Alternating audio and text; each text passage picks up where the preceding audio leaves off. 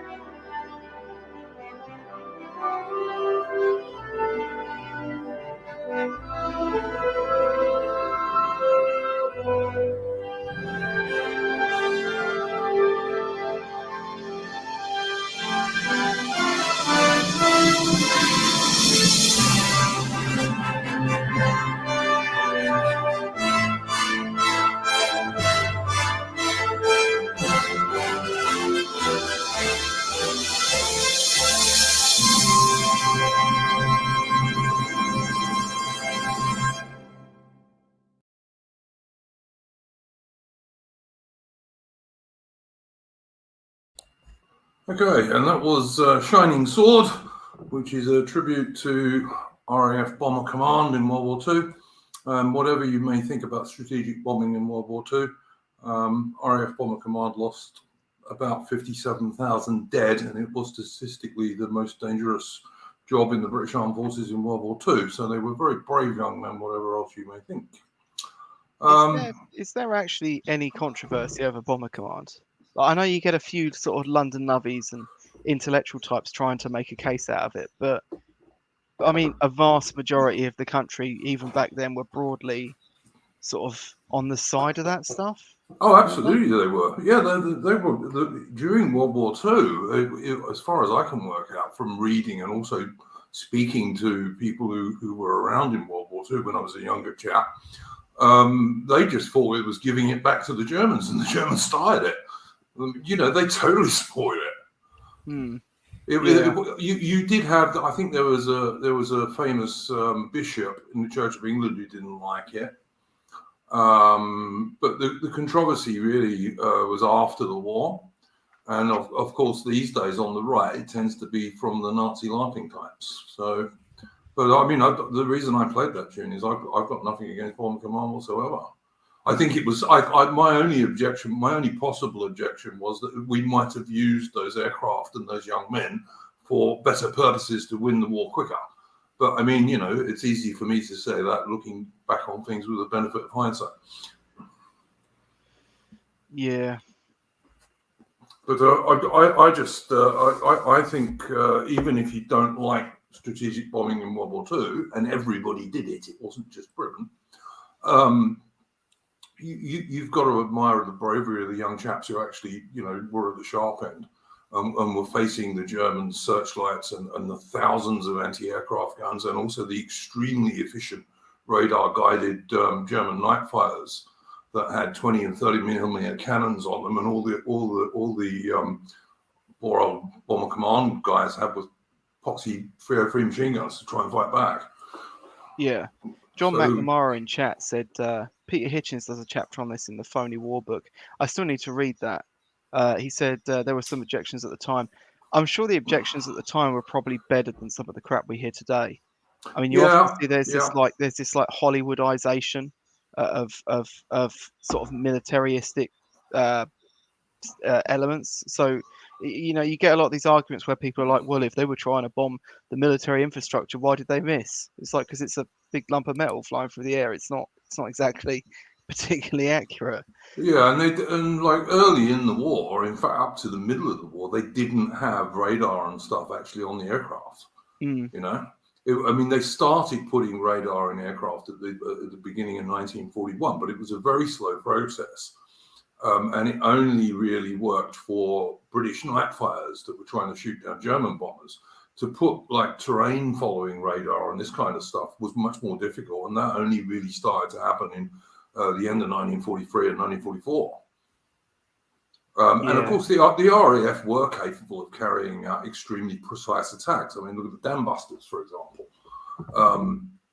But in general terms, up until about 1942, it was practically impossible for the RAF to hit pinpoint targets at night. And if they tried to fly during the day, which they did in the early stages of the war, they just got shot down by enemy fighters. You know, in exactly the same way as the Germans did when they tried to do it to us. Mm. I mean, so the Germans also started bombing at night for the same reason. Yeah, yeah. I think it was. I mean, that was what I always thought was a bit more distasteful. But I think it was Nagasaki where they used the Catholic cathedral as the target, so they could hit the city because it was tall. I think I'm getting it right. I think it's Nagasaki. Yeah, it could well be. They would have picked something out that stood out for sure. Mm. But of course, I mean, you know, you sometimes get people saying, "Oh, the Americans didn't do area bombing in World War II," but yes, they did. I mean, for one thing, their own day bombing stuff wasn't always all that accurate because of the heavy cloud cover you tend to get over Europe a lot of the time. And you know, because the American Northern bomb site, as good as it was, worked great in California, but not so great when you couldn't see through cloud. You know. Yeah. And then, of course, in Japan, the Americans adopted exactly the same strategy as the RAF did in Europe, and they bombed Japanese cities flat at night, mainly using incendiaries against their paper and wooden buildings. Yeah. So, you know, it's, like I say, everybody did it. The Italians did it, the Germans did it, the Japanese did it, everyone. All the major people in World War II did strategic bombing. So, and I certainly don't see there's any particular reason to pick out RAF Bomber Command as being particularly bad. The people that tend to do that these days, as you say, some of them are like left-wing lovies, but the others are Nazi larpers who are more concerned about Dresden than they are Coventry. Like Nick Griffin going around Coventry with Dresden pamphlets. Yeah, that would have been well popular. Yeah, definitely the way to win friends and influence people. Anyway, but that's why I played that tune, because I think the young chaps who actually did the fighting in Bomber Command certainly deserve to be remembered. So I think what we'll do is, as we usually do, go around the panel and ask people if they have anything in particular they'd like to bring up for a start. And I'm going to start with Atman this evening because I'm not sure if Ozzy's finished doing what he was. I am back. But, cool. Not at all. All right. No, that's okay. Well, I'll start with Adam and then I'll get on to you, Ozzy. Adam. Oh, no, actually. No? I've just, I've completely derailed my train of thought when I came into this. So that's all right. Well, I'll ask Ozzy, and then if you think of something, you can come in after Ozzy. Ozzy. Just a few little tidbits tonight, mainly to do with the royal family. I, like everyone else, or any good British soul should be up to 10 about this new American cartoon they're making. You know, not even 10 years ago, the Yanks were absolutely head over heels over Harry and Meghan, and now they're just back to taking craps on us. Not too pleased about that. I'm a staunch monarchist, so it just drives me up the wall when Yanks are just so temperamental and ungrounded. Is there anything else on my mind at the moment? I mean, it's been pretty quiet at the moment. COVID trends are going down. So it looks like we may be at the edge of the storm, although I know Duke's skeptical about that. Apart from that, I'm pretty much as it was on it all. Mm-hmm. Anything else there, Ozzy, or was that your opening stuff? That is my opening stuff. A very, very light and yeah, no worries at all. Yeah. Well, I mean, the thing with the Americans though is that they don't even understand how a monarchy works, do they? They view it purely as a celebrity structure. Yeah. And they sort of fall in and out of love with it as the drama from their sort of goss mags sort of unfolds.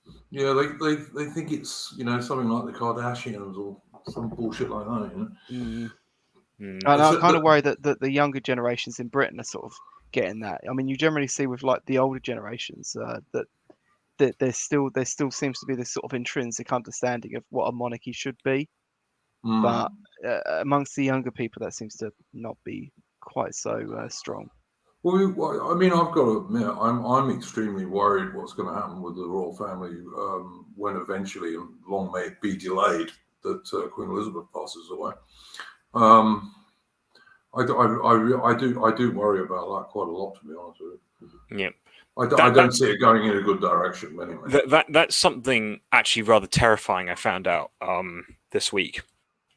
Was that something I was expecting to happen, which is very common in demographic circles, is that as people age, they become more right wing.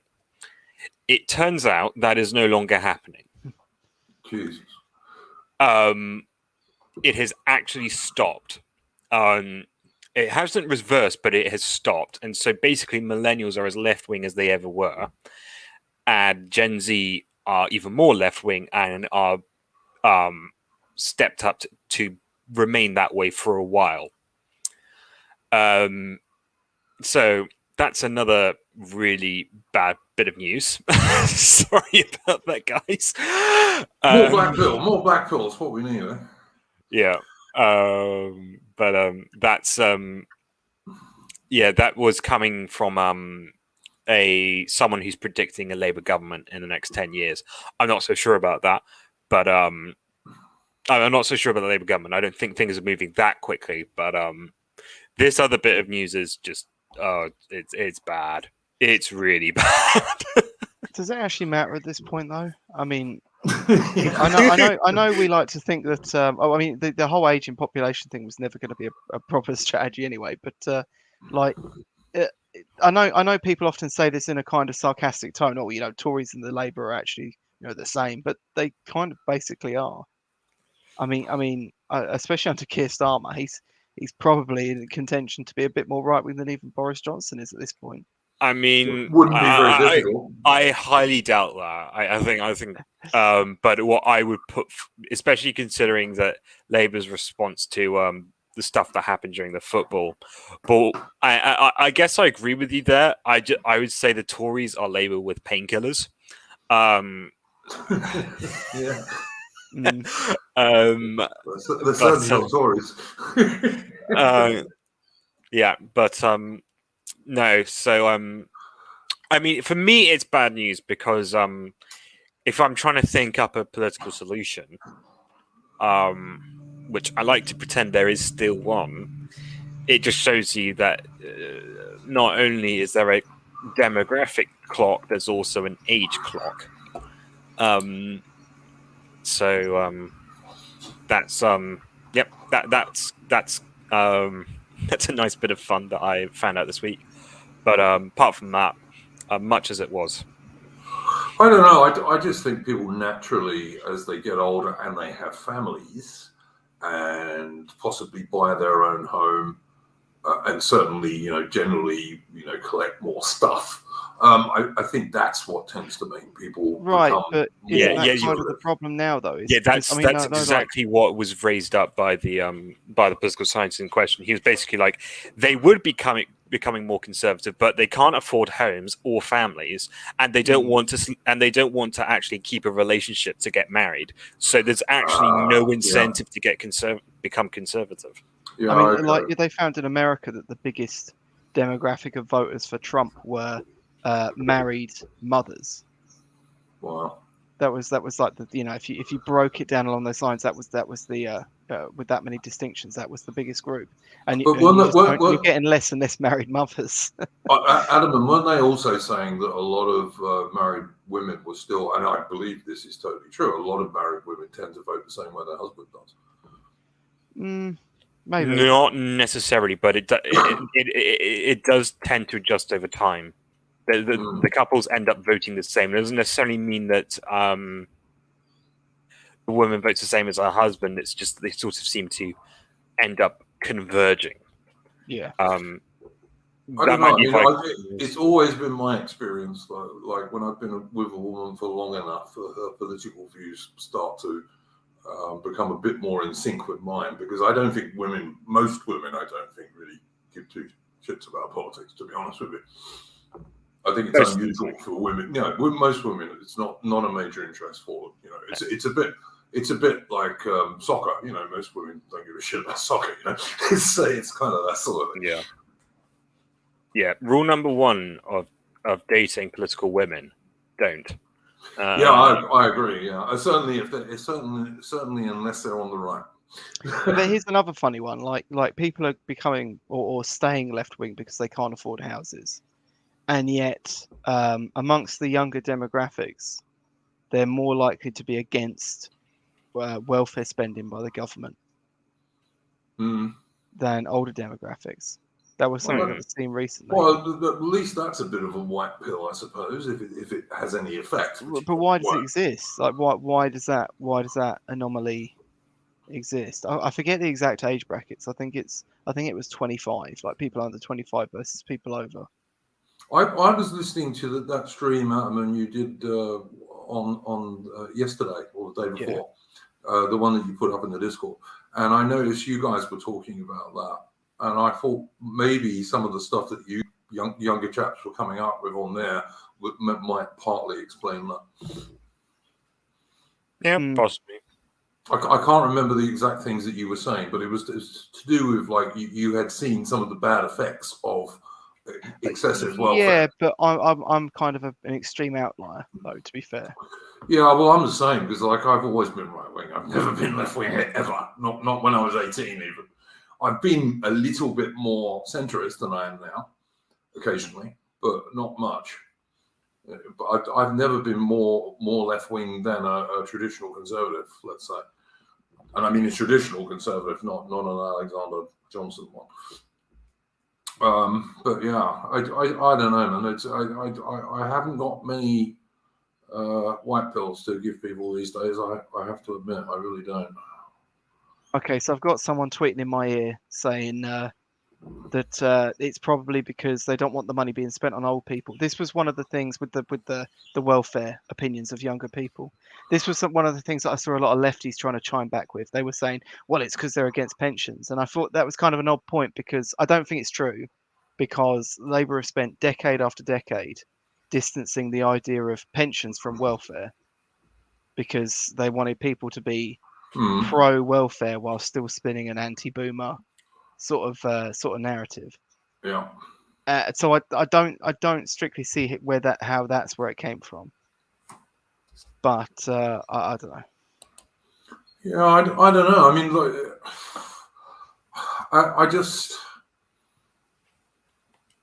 I'm not sure what to make of the British public at the moment. I really am. I don't have much in the way of white pills to offer anyone, I've got to say. I think that those of us who have a more sensible and a more nationalistic view, I think we're very much a minority at the moment, I've got to say. I mean, I think there's probably more, like, it's not that there's people who share our view, but I think there are people who latently do, and that, like, you need to overcome a few things and then they would come around to us. But it's quite a task getting through that. And insofar as that's concerned, like, people who actually share our views, 5%, 10% maybe. People who could, 50, 60%. I like one of the things I saw Sojourner put up on Twitter. I'm not on Twitter, but I occasionally look at it if someone sends me a link. And Sojourner put up a very good idea, which he's expressed before, of course, that basically what a British nationalist party or populist party needs to do is to say, look, we are going to end mass immigration, and we're going to do it in order to lower housing costs and to increase wages for the people already here. And that's all they need to say. It's got nothing to do with race or anything else. And I think I'm a big sensible advocate of the housing market argument, because I think it's just such an easy win. Like, yeah. I mean, even the ONS said that housing has been massively hit by immigration cost wise. Yeah. And I mean, you can easily show how fraudulent the arguments from the other side are, where they just want to angle it as my landlords or some other such thing. And you just go, look, all you need to do is mention immigration, and they just completely retract from the argument. And some of them just overnight flip into some sort of hardcore anarcho-capitalist types, just because they want to defend immigration over the housing market. Yep. And I mean, we were just saying one of the problems for young people is they can't afford to get a house. Mm. I mean, it's an easy sell, and also as Sojourner pointed out, it's gonna push up wages, particularly for less skilled jobs, because you're not going to be able to import endless numbers of people. And also the other thing, of course, is as both you and Sojourner have pointed out, is the conservation angle. You're not having to build on your green belt all the time. It's a win-win-win. I just don't understand why someone doesn't adopt it. Yeah. I mean, Pep said in chat, you're not going to win over the normies. No. Well, you don't really need to, though. You just need to get a little hardened group of capable 10-15% of people can swing a lot of stuff if they're willing to make enough noise. Yeah. Simple Pirate said, 2020 told me that the public will throw you in the cattle cars. They'll do it. One of the things I noticed, now, obviously, you have to be careful about this sort of data, but I'm sure 5 years ago, the stat on the amount of people that were pro censorship was only 15%. And now it seems to be closer to 40% in such a short amount of time. Oh, I saw that. Yeah, 40% of people agree with government censorship. I mean, it's the largest minority. Yeah. It's so dim. Really, really, really dim. I don't know, guys. I got two things I want to bring up first before we move to other stuff, and they're both related to Wales, strange to say. The first one is, when I was doing my weekly look at the BBC, is that Hindu and Sikh people can now scatter their ashes in the River Taff. Let's hope no one's drawing their water supply from the River Taff. But they've opened this place up where they can go along and scatter the ashes of their relatives in the water. So that's very British. I mean, fine British tradition. But yeah, I mean that's kind of the thing, though, isn't it? I mean, how many people of Sikh descent actually live in Wales? It must be a pretty. That's what I was thinking. Well, Sikh and Hindu. Yeah, and yet they're sort of jumping over themselves to sort out this tiny issue for this minuscule minority. Yeah. When the NHS of Wales is having all this trouble, and they've got housing problems there, and so on and so forth, and. Yeah, and then the other one was something I picked up on Gab from someone who follows me on Gab, and I follow him. And this is Picton, General Picton, who you might have heard of, who was one of Wellington's most important generals in the Peninsular War and was killed at the Battle of Waterloo. And Picton is not very popular with the lefties and Black Lives Matter, partly because he was governor of Trinidad, I believe, at one stage. So the National Museum of Wales paid 12,000 quid to a Trinidadian artist to take a portrait of Picton, not an actual portrait, you understand, like a copy of it, and basically smear white paint all over his face, so you can't see it. It's just so fucking ridiculous. And apparently in Cardiff, there used to be a statue of Picton in Cardiff, and they took that down. But the one that I know, because it was near the Royal Regiment of Wales Museum in Brecon, that one, there was a vote, and the locals all voted to keep it because Brecon is a pretty rural area, and I shouldn't imagine there are many immigrants in Brecon or in that area. But again, and as you say, Alan, Wales has a pretty small immigrant population. It's far smaller than that in England, and yet they still do all this same shit. Mm. Yeah, just don't get it. Just don't get it. Pep said, "I believe Picton was a Welshman." Yeah, I'm pretty sure we talked about him on he was the Great Britain stream that you did a while ago. Yeah, he was a Welshman, absolutely, and he had one of Wellington's best generals. Didn't he get killed in Waterloo? Yes, he did. I don't know if it's still true because they buggered the museum up, but the National Army Museum, which is in Chelsea, used to be a really good museum, but everyone tells me it's now totally trashed and it's gone all woke and full of stuff that's got nothing to do with Britain. And they used to have the top hat that he was wearing at Waterloo with the bullet hole still in it. When he was shot leading his men into battle. But yeah. Well, I mean, it's a very British general thing to do, lead your men into battle. Yep. It's quite an admirable thing. Absolutely. Yeah, absolutely. He was a very good general. Wellington didn't trust all that many of his commanders. There were 2 or 3 who he really trusted, and one of those was Picton, because Picton would always do what was needed, and he was a hard fighter, and also an intelligent guy. He wasn't an idiot. If I was a Welshman, I'd be extremely proud of him. I certainly wouldn't be taking his statues down from the Welsh capital. Is that what happened? Yeah, there were 2 famous statues of Picton. One was in Cardiff outside the City Hall, and that one they took down. And the other one is in Brecon near the Royal Regiment of Wales Museum, where you can go and see all the stuff about the South Wales borderers in the Anglo-Zulu War. Rorke's Drift and his Unlawana and so on. And there's a big statue of him there. And that one, they had a vote, and overwhelmingly the locals all said no, we want to keep it. So that was good at least. Simple Pirate asked, why did the Crimean War happen? Why did the Crimean War happen? Bloody hell. All right. The short answer is because Russia wanted to take Constantinople, and the French and the British didn't want them to do that. So that resulted in the Crimean War. That's the short answer. It was a bit more complicated than that, but unless you want a whole stream on it, I'll happily do a whole stream on the Crimean War. It's something I know quite a lot about. But that was the short answer. And from the British point of view, the reason the British didn't want Russia to take Constantinople was that it would have allowed the Russian fleet to get into the Mediterranean, which the British certainly didn't want. So that's what it was fought for. And that was the same as the Anglo-Russian crisis in 1877, when Disraeli was in charge. Exactly the same reason. Didn't want the Russian fleet in the Mediterranean. And perfectly understandable, given that Russia was one of Britain's great rivals at that stage.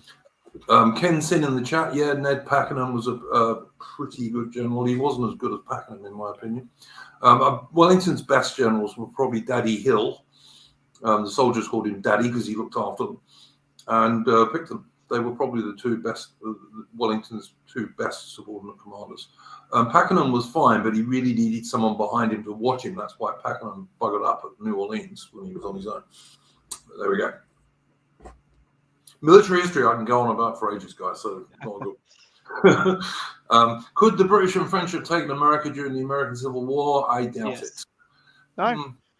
I don't know. Maybe. I mean, if we'd have supported the Confederates, perhaps. But I mean, I don't see to what purpose, because we couldn't really have held it in the long term, given it's a continent, with a lot of people in it by that stage. Could we have won a naval war against the Americans? Yes, very easily. Very easily.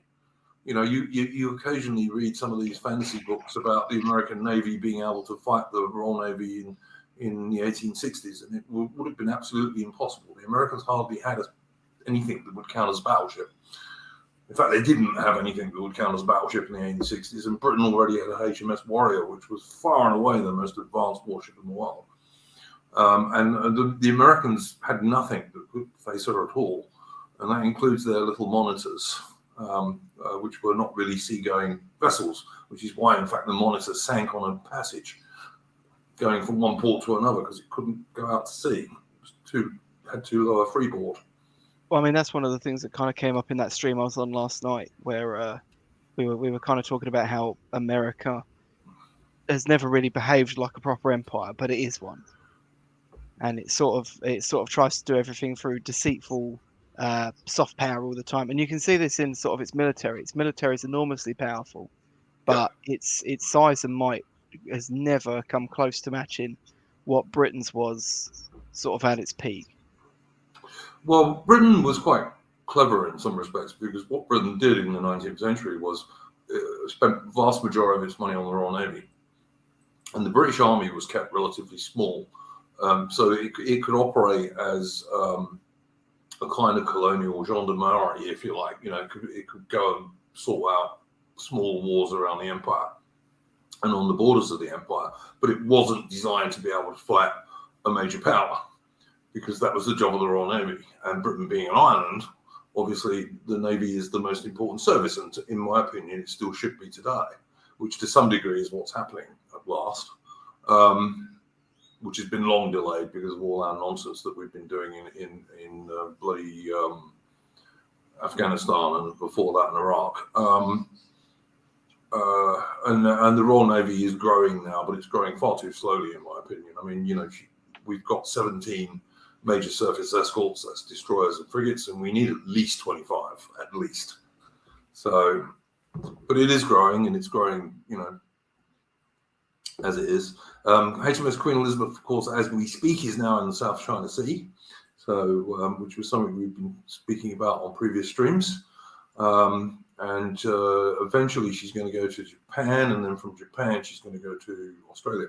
And the Chinese have been making all sorts of threatening noises, Chinese Communist Party, that is, and quite as everyone suspected. And the Chinese have also been trying to warn off the Japanese and the Australians from doing exercises with the Brits, which I don't think is going to work at all, to be honest. In fact, the Japanese have already done exercises with the Royal Navy carrier strike group.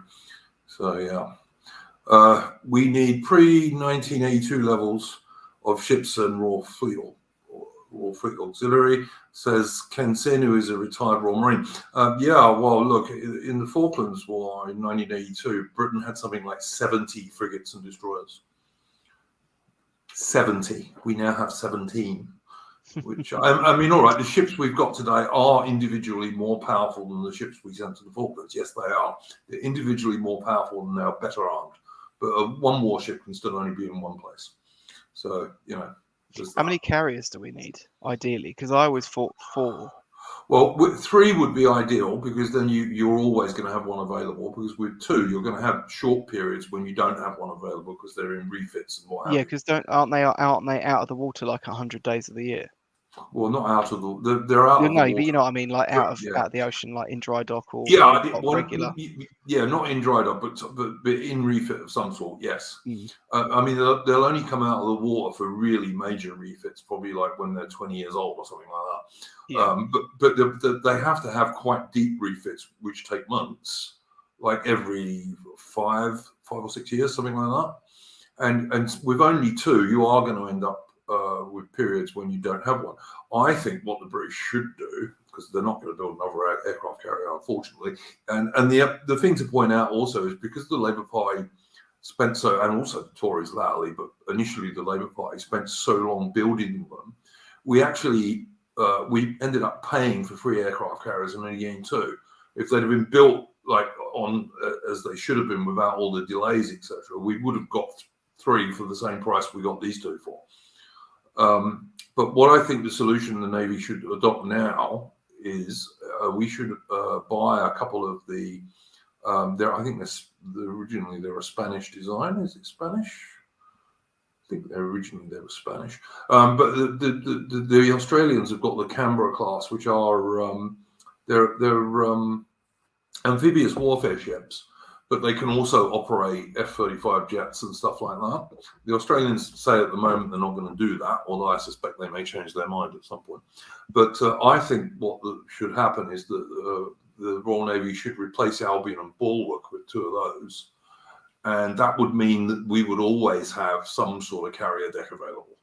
I mean, obviously, these ships can't carry as many aircraft as the Queen Elizabeth class, nowhere near.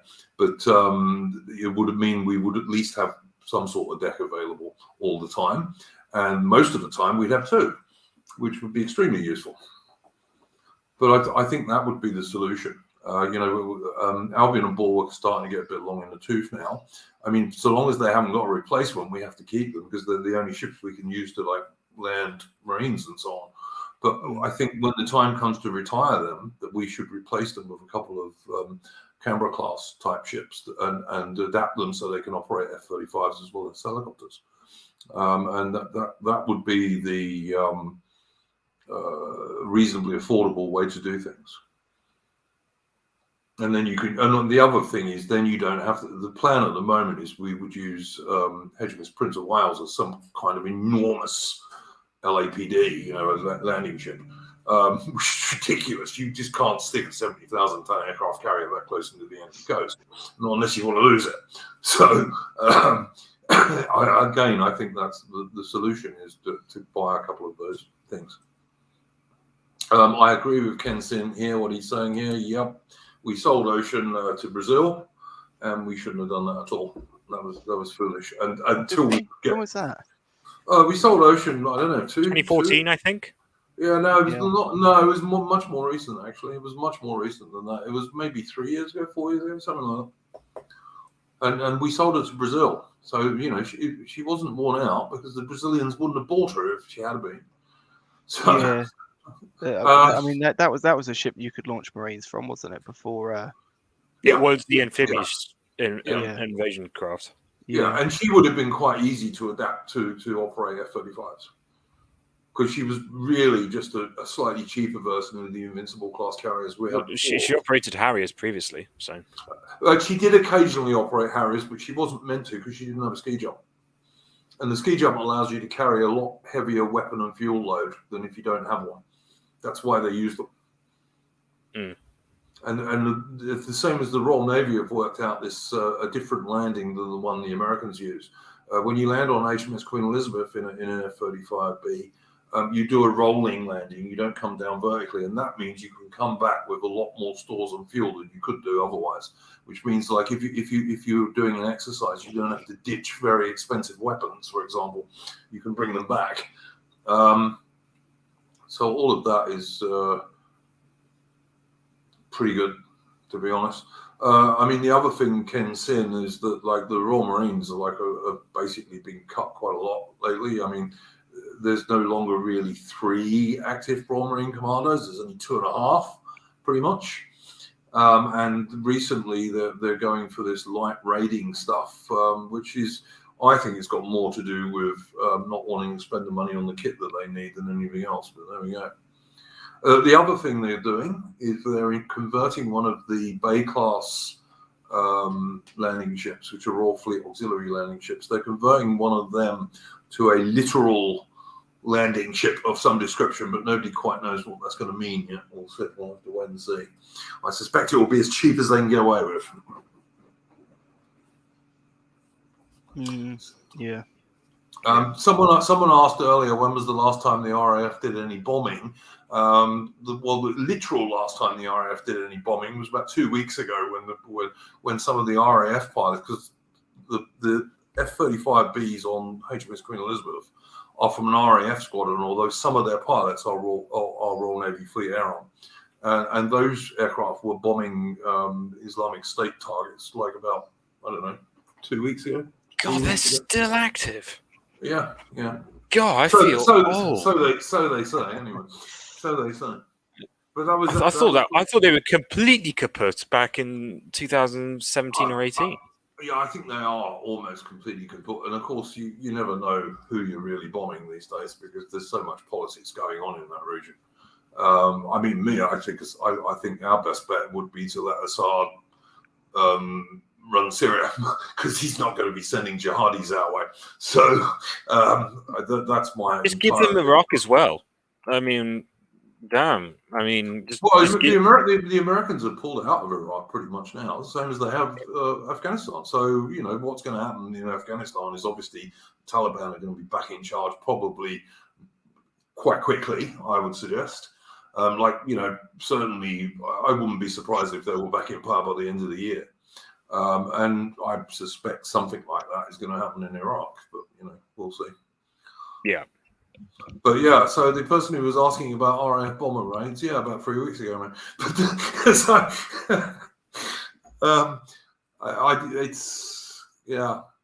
I think that Assad and the Russians have got the right idea in Syria, and we've got the wrong idea. But that's just me. I think we should just leave it alone. Frankly, I'm not in favor of forever wars in the Middle East. I'm really not, and I don't think they do us any good. Well, I was going to, and we usually support the wrong side. I mean, what I was going to say, about the carriers was that, I'm not entirely sure we even need 3. I think that, I'm not a big defense spender like you guys. But for me, you would have a carrier in the event that you needed to retake a British taken foreign territory. But you can't rely on that even, Aussie, if you've only got 2, because you are going to have times when you don't have one available. In order to have a warship available all the time, you have to have 3. For every 3 warships you have, 1 is available all the time, and sometimes you'll have 2. Because warships need to be repaired, and they need to have refits, and they need to have new stuff fitted in them, like electronics and weapons and all this kind of stuff. So you people who don't understand naval stuff, they don't get this. That saying you've got 12 warships really means you've got 3 available all the time. Right. Okay. So sometimes you might have 5, you might occasionally have 6, but basically you can rely on having 3 if you've got 12. Sorry, if you've got 9, I beg your pardon. If you've got 12, you'll have 4 available all the time. Right. Okay. I'm going to plead agnosticism on that, but as far as I'm concerned regarding big navies, it's it comes to a point at which what the fuck do we need it for? Because almost everything that Britain requires comes in by sea. Almost everything. Okay, great. So and also, we're an island nation. I get. Defense should be the navy. I get that. But when it comes to deploying naval assets in the Pacific Ocean, all of a sudden I'm kind of skeptical about what all this. What you mean? Helping our friends in Australia, for example. Well, yeah, can't they defend themselves? Well, they wanted to be independent from us. They wanted a complete autonomy. Why can't they defend themselves? That's not what they said to us in 1940, was it, mate? It wasn't what they said in 1940, but they've become independent since then. But no, absolutely not. They were totally independent in 1940. They were totally independent. Well, right, but if we're going to defend Australia, we kind of need to. They need to get their act together. They need to stop being so posed.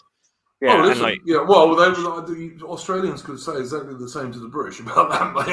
Right, but the Australians aren't sending fleets over to the Mediterranean and the Atlantic to protect us. Well, they don't need to at the moment. They don't need to at the moment. No, don't get me wrong. I haven't got anything against Australians, but if I'm being told we need to spend loads and loads and loads of money, and I say, okay, why? It's for a completely independent country thousands of miles away from us. I start raising eyebrows. It's not just because of that. If Britain wants to have influence and power around the world, the only way she's going to do that is with a navy.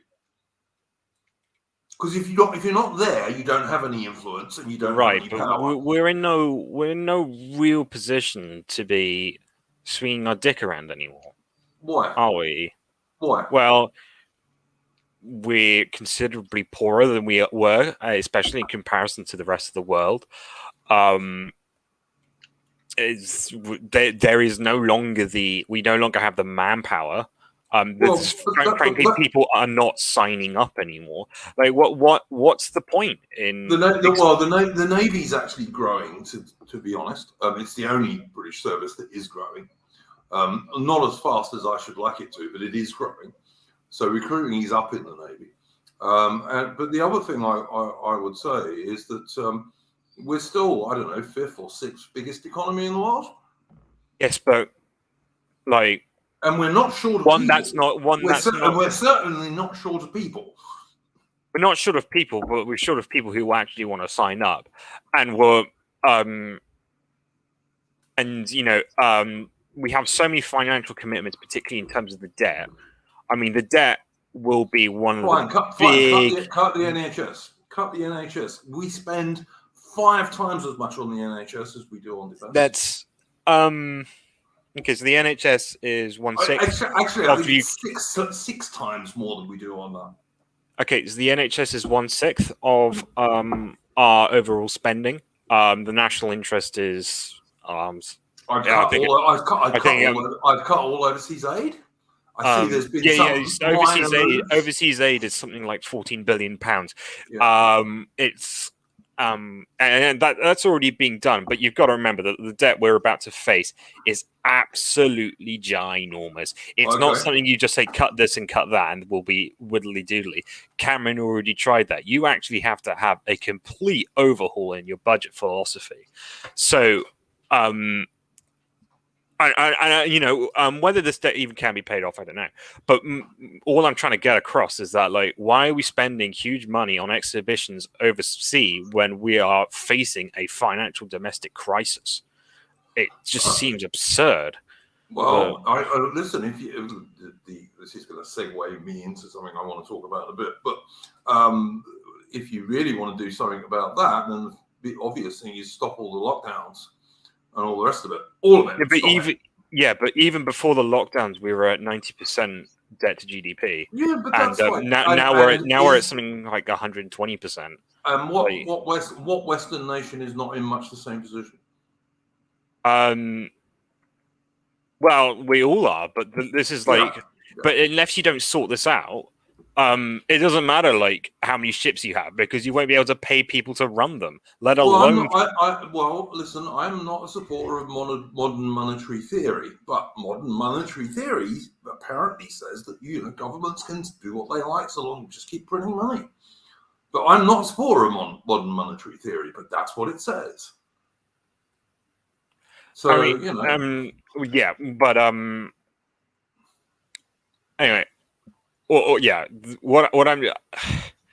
like, for me, this just seems entirely absurd because like we don't have the money, we don't have the will, we don't have far more things I would get rid of before I cut the Navy. I'm not saying cut it. Oh, good grief, mate.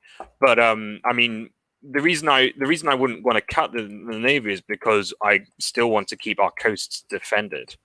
But and as I understand, we can barely do that because the Russians send a ship along the North Sea every now and then, and we have to send something from Portsmouth. But I don't understand why wouldn't we send it from Portsmouth? That's the main naval base. But why don't we have fleets put in every part of the country in case there's a threat coming from X? We don't have enough ships to do that. Well, exactly. So I'm not saying I'm not. To be fair, the Royal Navy has 3 major ports. They've got one in Scotland, they've got one in Devonport, and they've got one in Portsmouth, which are quite adequate.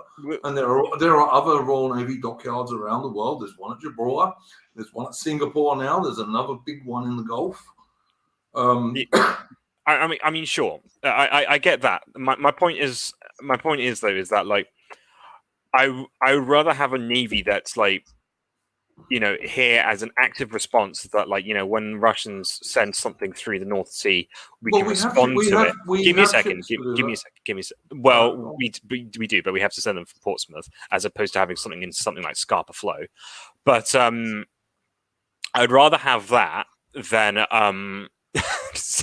outfitting a huge exhibition to a place in the South China Sea. Like, why?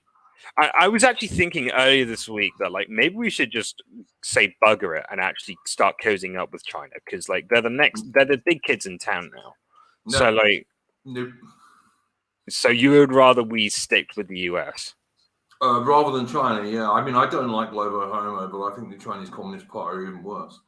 I don't like either of those. I want to separate from the US and just be a separate little Anglo defense group. I would prefer us to be more independent of the US. I would actually, if it were possible, I'd sooner that Britain had alliances with people like Australia and Canada. But Canada's more pos than we are, and Australia's going the same way. So I mean, you've got to look at these things. Yeah, I mean, I know this is all very idealistic, but I would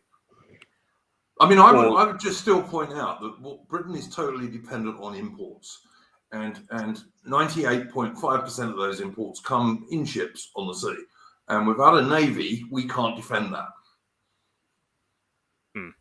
An enemy could actually more easily starve Britain into surrender than the Germans were able to in World War II, when it was quite a close run thing on occasion. That's not true. Well, it was it was actually the U-boats were the only way that the Germans had any chance of defeating Britain. Put it that way. Yeah, we produce a lot of food domestically, though. Yeah, I would agree. But we can't feed ourselves. We couldn't feed ourselves in World War II. Well, not really. Not really. And in World War II, you'd have to become vegetarian, but you can feed yourself. Yeah, okay, fair enough. You wouldn't even need to be vegetarian, but you would have to eat seasonally. Yeah. And get used to eating offal. But Britain's not very good at growing sugar, for example. Oh no, sugar. Whatever shall we do without the sugar, guys? Not have an obesity crisis? No. Okay, yeah. Well, I mean, right, but that's actually the other thing. Telling me you support the government trying to control what people eat next, aren't you? Right, but the thing is, I mean, because I know that this was a big deal a while ago, where I think it was Yorkshire Tea was taking the piss out of people by saying, "Oh, we get letters all the time asking us if we grow our tea in the UK," and we tell them, "No, you can't grow tea in the UK." That's not actually true. That there are people that produce sugar and tea in the UK now. Yeah, tiny amounts though. Smaller batches, yeah. Yeah. Well, I mean, due to the shift in climate, you can now actually you can grow wine in the UK, and it's actually not too bad depending on where you get it. You've been able to grow wine in the UK forever. I mean, no. So there was. You could buy UK wine in the 1980s. I remember it wasn't particularly good, but you could buy it.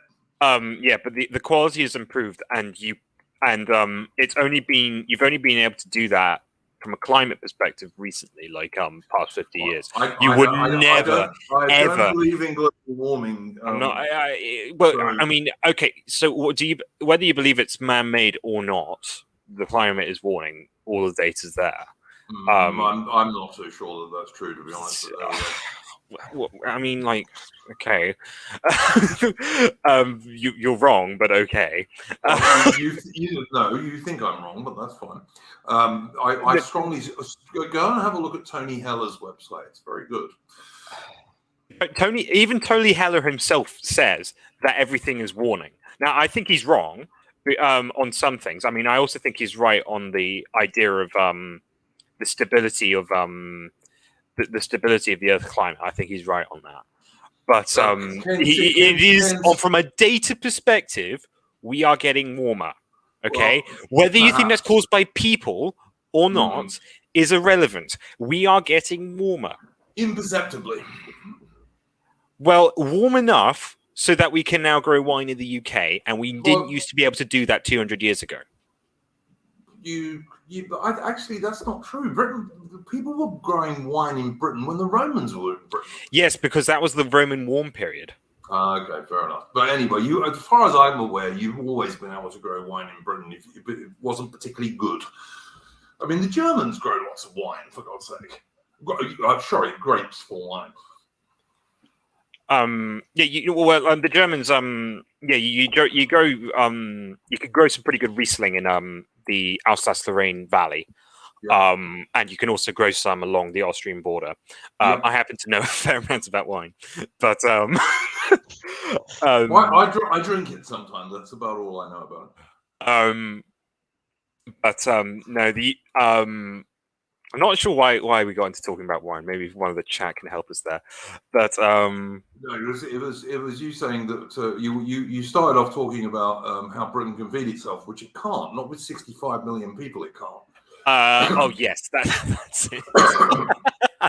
what a nice little segue. In World War II, everything almost that wasn't an army base or a bloody airfield was dug up and planted, and we couldn't feed ourselves back then. Lots and lots of stuff. But had our to be agriculture employed. industry has become insanely more efficient since then. Yeah, of course it has. And I mean, if you look at, for example, a lot more chemicals and all the rest of it. If you look at, for example, fruit, right? Because I worked on a fruit farm twice at 2 different occasions. Yeah. Like the amount of rot you'd get in a batch of apples would back in the day be anywhere from 30 to 40%, and now you consider it a bad season if it's 5%. Yeah, because lots more chemicals and pesticides and all the rest of it. Right, but like due to the question of can we feed ourselves? Yeah, I just don't think we can. I think it would be impossible, particularly because there's actually far less land available to dig up in Britain today than there was in the 1940s, because the population is like 25 million more people. Yeah. By the way, Kevin, we cannot grow wine in Scotland. No one has even tried. Growing grapevines. Grapevines are a very, very fussy plant. And, not even on the west coast where you get that nice Gulf Stream coming in. No. No, it's far too rainy. Far too rainy on the west coast. You need to have a dry climate, so you get lots of sugar in the fruit. If the climate's too wet, you cannot grow any good wine there. Which is why the best wine in the UK is generally grown in Kent and East Anglia. So. Someone pointed out earlier, which of course has always been true, that the Isles of Scilly don't get frost. So I presume you could probably grow grapes in the Isles of Scilly pretty easily. Yeah, but yeah. Anyway, I think the point was that like we could probably feed ourselves. It wouldn't be nice, but we could feed ourselves. Well, but irrespective of that, I mean, I still accept the idea that we need to trade because like. Yeah. Like we need things like rubber. You know, there's just about one part of the world really you can get rubber. Oil. I mean, we're finding more and more alternatives to it as we go on, and I'm not saying that from a climate change perspective. I'm just saying that from the macro efficiency. Yeah, but none of that so-called renewable energy is actually not renewable stuff. Like wave power and wind power and solar power in the UK is like it's never going to be reliable. Not that, but there's a hydroelectric power thing around the peak of Sutherland, right there between there and Orkney, in which you get the most you get the most tremendously powerful currents, and you can harvest that, and you can also. I mean, Scotland was powered almost entirely for 25 years by the Torness nuclear power plant, and also another one. I'm actually in favour of nuclear power. I think that's the one clean energy that's actually practical. And the other one that I was thinking of was hydrogen power, which is more effective than oil and also cleaner and leaves less pollution. But the only problem is that it's a bit unstable. But either way, I was thinking more along the lines of we need certain actual physical materials, like we need rubber, we need certain rare materials. There are lots of metals you simply cannot find in the UK that we need to import. There are tons of things, yes. Yeah, we don't manufacture all that much these days, sadly. Can I just say, Jobo, whose message I just put on the screen, mate, if you want to come on, tell me and I'll send you a link. That's fine. You can certainly come on if you'd like to. Just say so in the chat. I'll send you a link. Sorry, Aussie, carry on, mate. Oh, no, not at all. I was just I think I was probably just reaching the tail end of that. I was just going to say that, like, I think you can have a defensive based navy which can, escort convoys during times of war without having to build like a big fuck off. Like, no, look. I've pointed out the Royal Navy needs at least 25 major surface escorts. I'm not suggesting we go to a 50 escort navy. I'd love that, but I don't think we can afford it. But 25 we can afford quite easily. Quite easily. I mean, the Type 45 destroyers, for example, of which we have 6, right, are very, very good warships. They're being upgraded so that by the middle of this decade, they'll be able to shoot down enemy ballistic missiles, which is something that even the most defensive little England should support. Good thing if you've got ships that can destroy enemy ballistic missiles that are aimed at you. And we have nothing on the ground that can do that, by the way. We should have 12 of those ships. Now, first of all, the Labour Party cut them to 8, and then they cut them to just 6, and they did it so we could fight that useless and pointless war in Afghanistan. Now, that to me is what's wasting money on defence. These idiot wars in Afghanistan and Iraq, which cost us about 600 dead British soldiers for absolutely no purpose whatsoever, and millions upon millions upon millions of pounds.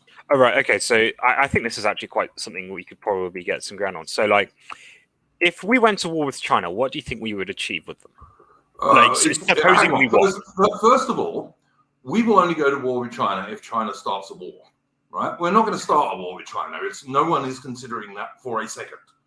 But if we did go to war with China because, say, China invaded Taiwan or something of that nature, we would not go to war on our own. We would go to war, obviously, with the Americans, but we would also go to war with the Australians and the Japanese.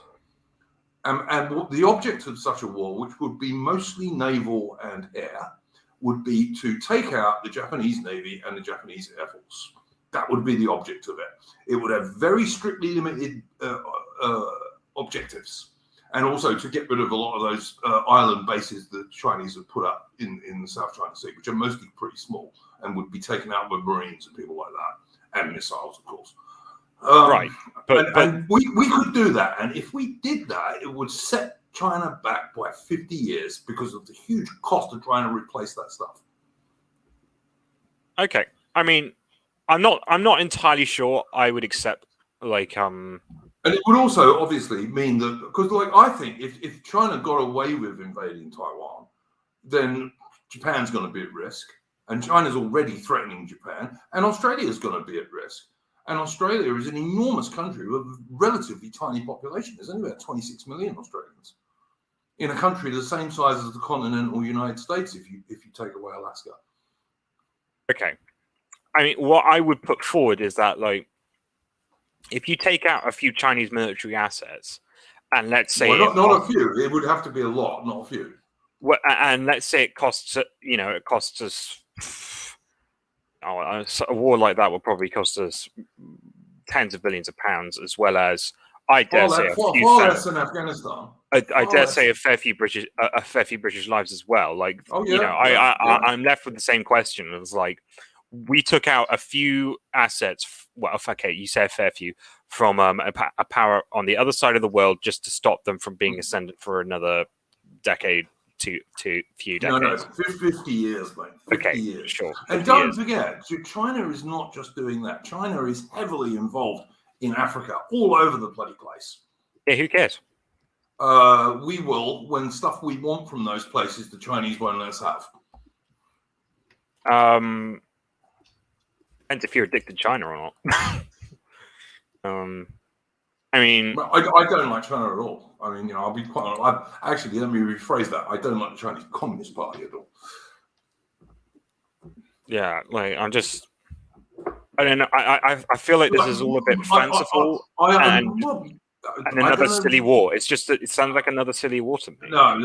Listen, there is a big difference between pointless wars in sandpits, that matter not at all to anyone apart from maybe Israel. And fighting someone who is actually an existential enemy. Israel gained from Afghanistan? Israel gained from Afghanistan and Iraq. Yes, they did.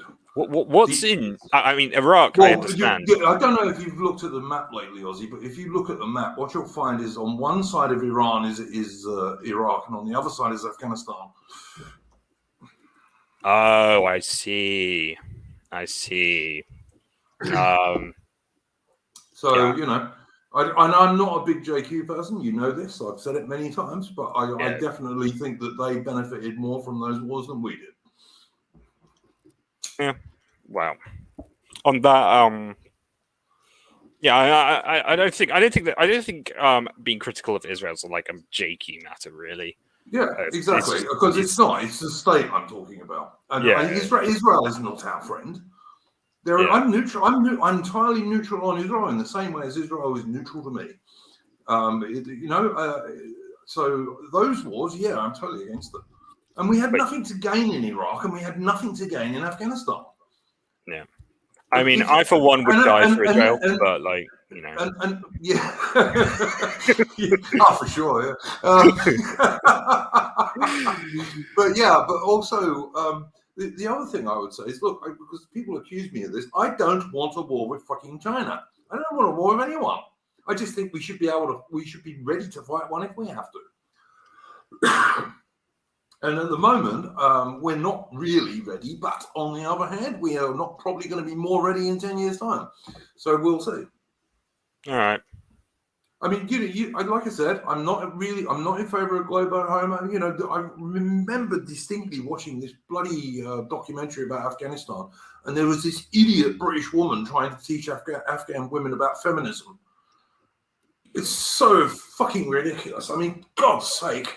I mean, we went to war in Afghanistan to do what? The only thing we did was increase the bloody harvest of opium and lose hundreds of men, and thousands of blokes got wounded and maimed, all for absolutely nothing. Now, that is defence spending that's down the drain as far as I'm concerned, and that was hugely more expensive than it would be to give the Royal Navy another 10 warships.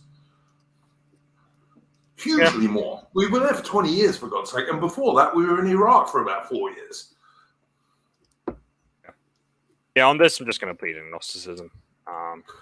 But yeah, that's just my view. Welcome, Napoleon. Adam, you haven't said anything for a bit. Are you back from getting your drink now? Hi, Nappy. Shalom. How are you going there, Napoleon? I'm doing all right, thanks. How are you? Yeah, I'm not bad. Anything you would like to bring up?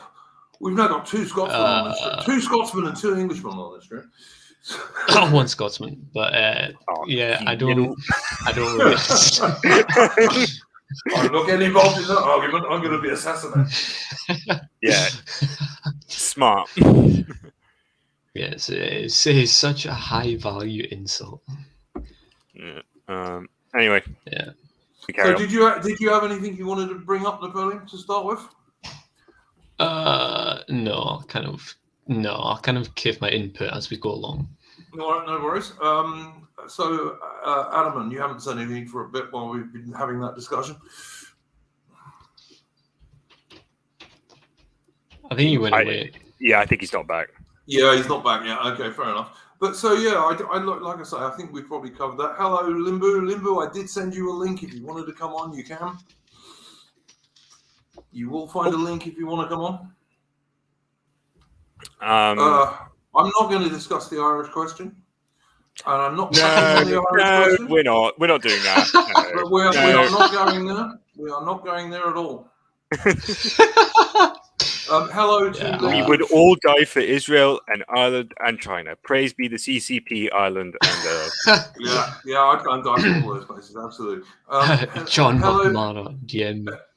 Hello to Lady of Charlotte in the chat. Nice to see you. I hope you're having a good evening. Good morning. I beg your pardon.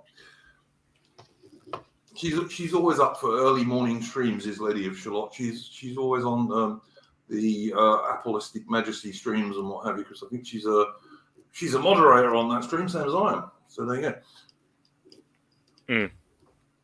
Good. Yeah, I saw his one of his streams he did actually about Imperial Germany. Actually, yeah, and he's a very knowledgeable chap.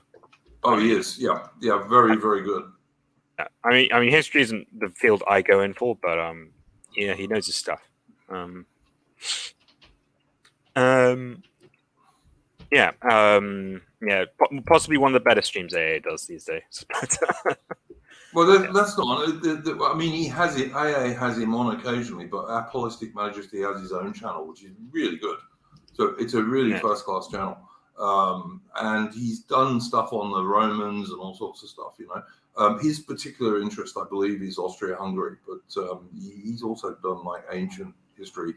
He's doing a big series on Dark Ages and medieval France, and just a really good channel. I would recommend it to anyone, actually. Yep. Certainly one of my first things that I'll watch is when he does a stream. Although I believe he's going to take a break soon, which I'm a bit sad about. But then again, if I had my way, I'd do history streams all the time. I don't particularly like politics. I do politics because I think we have to these days, but I'm not because I like it.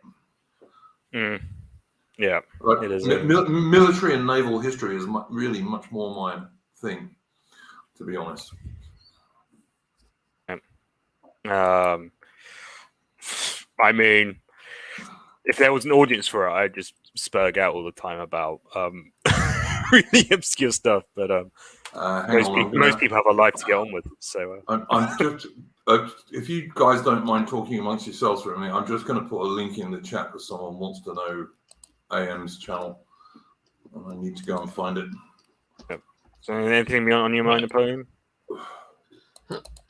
Yes, but nothing that I can discuss on this stream. So long as you can discuss anything you like, mate. So long as it's not bloody Ireland, all right? Yes, well, exactly. No, I think that answers the question, doesn't it? Do Irish history stream, Duke? No, please don't antagonize him. Please do not antagonize him. Please don't. I won't be doing that. I do promise you. That's not going to happen. I might do one of those. You never know. Oh God. Yeah. Oh, Adam, and you're back. Yep, I'm back. Did you guys know that by 1980, Britain produced enough wheat alone to feed every man, woman, child, elderly person, everyone, an average of 2,700 calories a day for the year? Yeah, that's enough. Although, to be fair, that's almost certainly changed due to in 1980, I think we were still at something like 48 million or something like. We were still just above. We were only just above Second World War levels. Yeah, but now we're. Well, this is actually the thing. 53 million in 19. Actually used agrarian land has only actually decreased by around. It was actually less than 5%. From I think 1980 to 2012. Guys, can I just say, if you look under my latest post in the chat, that's the link to Apostolic Majesty's history channel. And hello to Full of Hate in the chat, who I saw on a stream yesterday. Yeah. Sorry, guys. Carry on. No, not at all.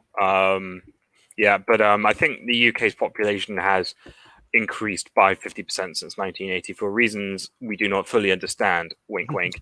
But diversity is our strength. Where did all these Muslim babies come from? Oh, I think they reckon even by today's numbers, like they say, people would have to cut down on meat consumption by half, but actually, yeah, Britain can feed itself even today. Yeah. Although that won't stay that way if things carry on the way they are. Yeah. Well, weren't you campaigning locally recently, Armin, about them building more buildings on Greenbelt? Yeah, trying to. But here's the kicker. This is why agrarian land doesn't decrease, or used agrarian land doesn't decrease as much, because of the geography of the UK. There are a lot of fields that are owned by farmers, used by farmers, but aren't used for growing any crops, simply because they're too steep or they're too chalky or whatever. And those are often the fields that farmers are happy to sell off to developers. I think Ken Sin's got a good point here.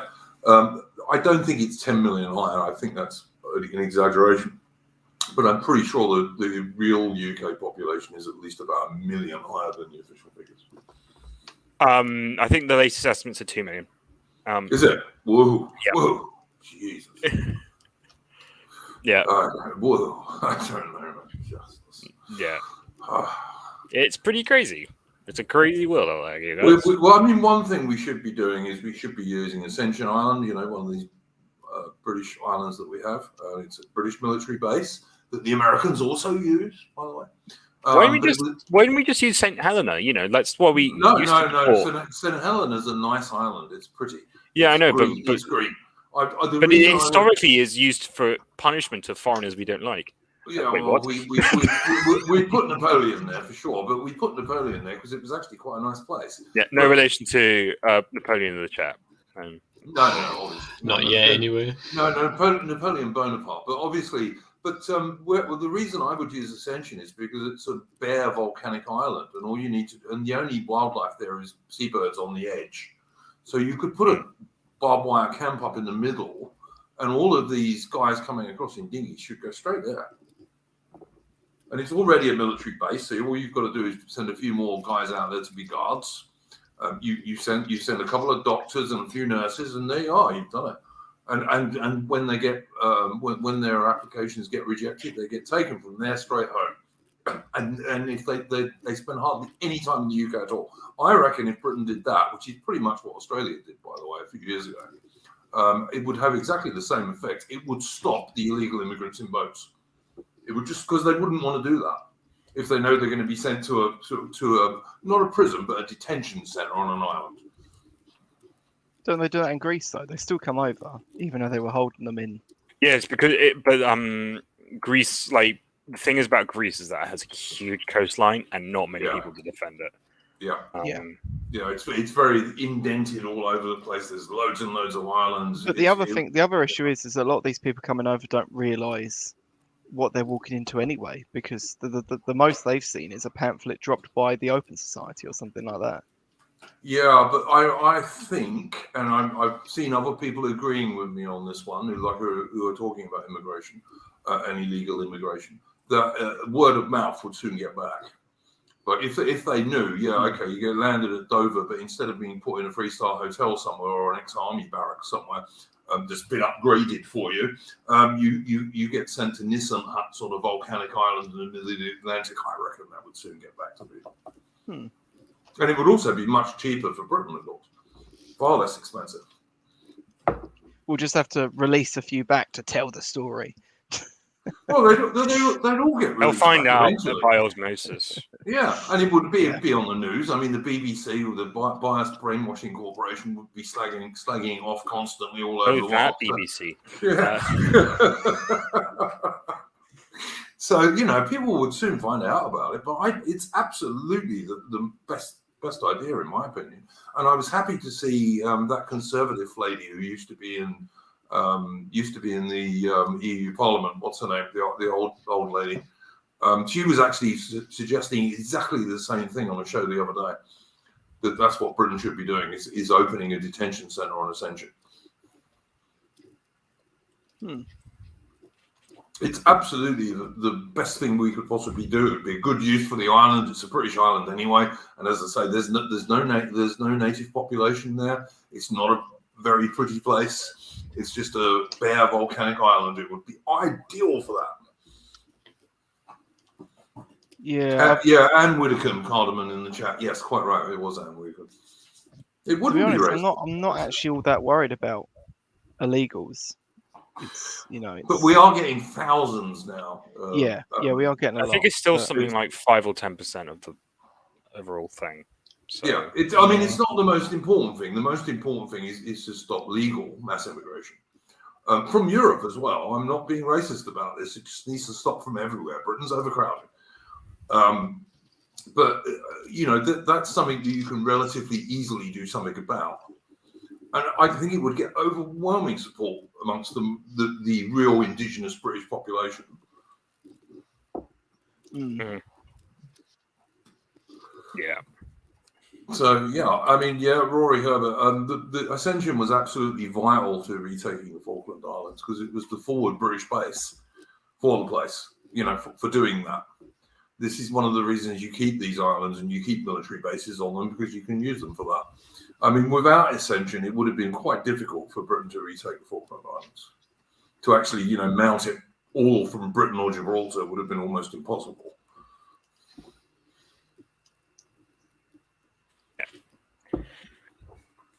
But I mean, that's just shows you. I mean, the Falklands War is a good example of why you need a navy. Don't have a navy, no navy. That's going to stay Argentinian. You know, nothing you can do about it. Mm.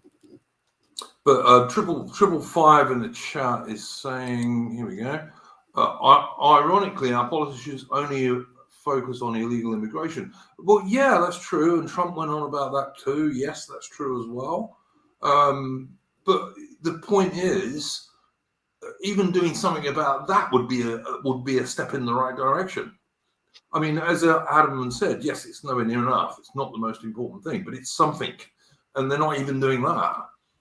I mean, we're spending millions of pounds that we're giving to France to try and stop these guys, which the French are not doing. So we're just basically giving them money for nothing. I mean, again, this comes back to what Ozzy was saying about wasting money. If there's ever been a waste of money, it's that. Yeah, on that we are agreed. And not to mention, like, after the provisions, like, a lot of them end up getting given right to stay, and then even then they are a net fiscal cost. Of course they are, yeah, because they'll go straight on. They'll go straight onto welfare. Yeah, but you another thing that most people seem to forget is that these people will normally have children, and these children themselves normally do not end up using that education to any avail. No. And the amount of sunk cost that goes into British education as a consequence of this policy. Hang on, guys. Do you want to say something, Napoleon? What? Yeah, we can hear you humming. You're humming or sorry, something. Sorry, my mic's a bit off. That's all right. It sounded like you were humming. Did you want to say something? No, sorry. That's cool, man. No worries. I'm sorry. Carry on.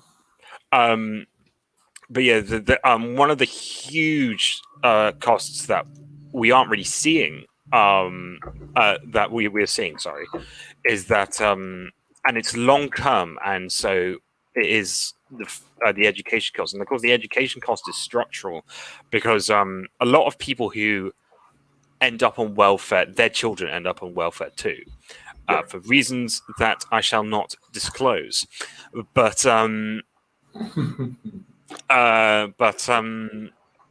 the overall cost then to the public bank is just astronomical, especially considering how big education is in the UK as a part of the overall government spending. Yeah. So, and haven't we got a fabulous education system because of it? Yeah.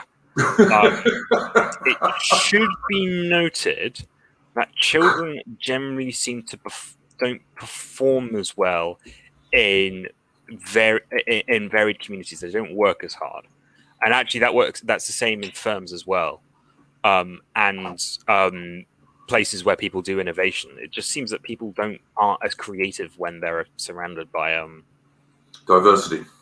Yes. I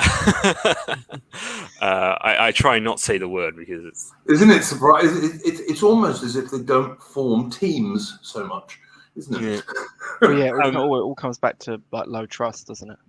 Yeah, it's a matter of low trust, and it's people also get when you're surrounded in that sort of situation, you develop you have certain responses neurologically, like. Every human has this, although to varying degrees, like disgust, confusion, tension, worry, and these seem to particularly manifest in cognitively strenuous situations. Yeah. Yeah, I mean, I worked in a warehouse a while ago, And I know there's at least one person in chat who actually worked in the same place as me, who will probably know this too. But you get like immigrant workers they solidify a base, and then the English workers just kind of flee, as it were. They either leave for other jobs, or they sort of slightly recede from the work in both quality and other aspects from what they used to. Well, there's But no their heart isn't in it anymore. camaraderie. There's no camaraderie. No. I mean, you know, I worked in warehouses when I was a younger chap, and like, you know, the way you do those kind of physical jobs is you have a laugh and a joke when you're doing them. A bit difficult to do that if people have got totally different senses of humour and totally different cultural backgrounds. Yeah, and the other thing as well was when I was working on one of the farms, the last farm I worked on. I mean, there was only like me and one other English worker there, and I wasn't really a worker, but yeah, and they had to bring in a rule whereby all the foreigners in the workplace had to speak English, because they were just breaking down into these individual groups, and it was kind of making the place quite very, very low trust, very trashy. People were slagging other people off in their own sort of native tongue, and it caused all sorts of problems. So the managers, who were also foreign, had to just basically bring in a rule whereby everyone had to speak English on the job. Yeah, absolutely. I mean, I'll give you another example. Like I worked on boats. I worked on East Coast pawn trawlers in Australia, and tourist sailing boats out of Early Beach going to the Barrier Reef, and I even worked for the marine pilots up in the Torres Strait for a while. And you know, when I was doing that, I mean, obviously I'm an Englishman, I'm a Pommy, but there were Australians, there were New Zealanders, there were occasional Canadians, there were one or two Americans, but we all got on pretty well because we had similar language and similar culture. You know, that's fine. That works okay. That's one reason I support Kanzuk, for example, because we have enough in common that we can all get along. We have similar senses of humor and all this kind of shit. But when you start bringing, even people from Europe don't share our sense of humor often. Let alone talk to any people, German. Argument closed. Oh, listen, I know good Germans, I know good Austrians and people like that. I absolutely do. But they don't always share our sense of humor, and their culture is rather different. But then if you then extend that and you go to Africa and you go to Asia and you go to the Middle East and all over the bloody place, obviously there's nothing in common whatsoever. Yeah. This one I've got to answer, guys. Do you know what? My skipper, who was an Aussie bloke, I was the first mate on a 70-foot sailing ketch. And my skipper was obsessed with that shit. This happened a long time ago. It was the one they made the movie about. And my skipper was obsessed with that stuff. And I tell you what I did do. We once picked up a girl another boat had left behind. That we did do. Like, my skipper was so fussy about that. Like, there was always when we used to do diving on our boat, because, you know, we were on the Barrier Reef. And there was always a member of the crew on the roof of the deck house, which is the highest point, watching where the divers were and all this kind of stuff in case somebody came up. And we used to do double counts when people came back on the boat. Like, we always knew exactly how many people were on the boat, when they were off, what they were doing. It was all very, very strict, and quite rightly. But as I say, yeah, one time we did actually pick this girl. We were off this little island, so she probably wouldn't have died anyway. She could probably just swam to the beach. But there was nothing on this island, so she would have been like stuck there until the next day probably. But one boat did leave a girl behind, and we went and picked her up. So yeah, so that's true. But again, if you had a very diverse crew, that would make that stuff more difficult. It really would. But I still don't understand how, like, the people who got done on that boat quite rightly got done, because, you know, that just shouldn't happen. How can you not know how many people are on your boat and how many people get back on? All you got to do is do a head count, and like I said, we used to do 2 always. Even if we only had like 12 tourists on board. I mean, sometimes we had 20, but But there were other boats that like used to cram people in like sardines, who had like 40 people on the boat. Now then it becomes more difficult. But if you count the people, it's like common sense. Count them off, count them on. You know. But so that's my story on that one.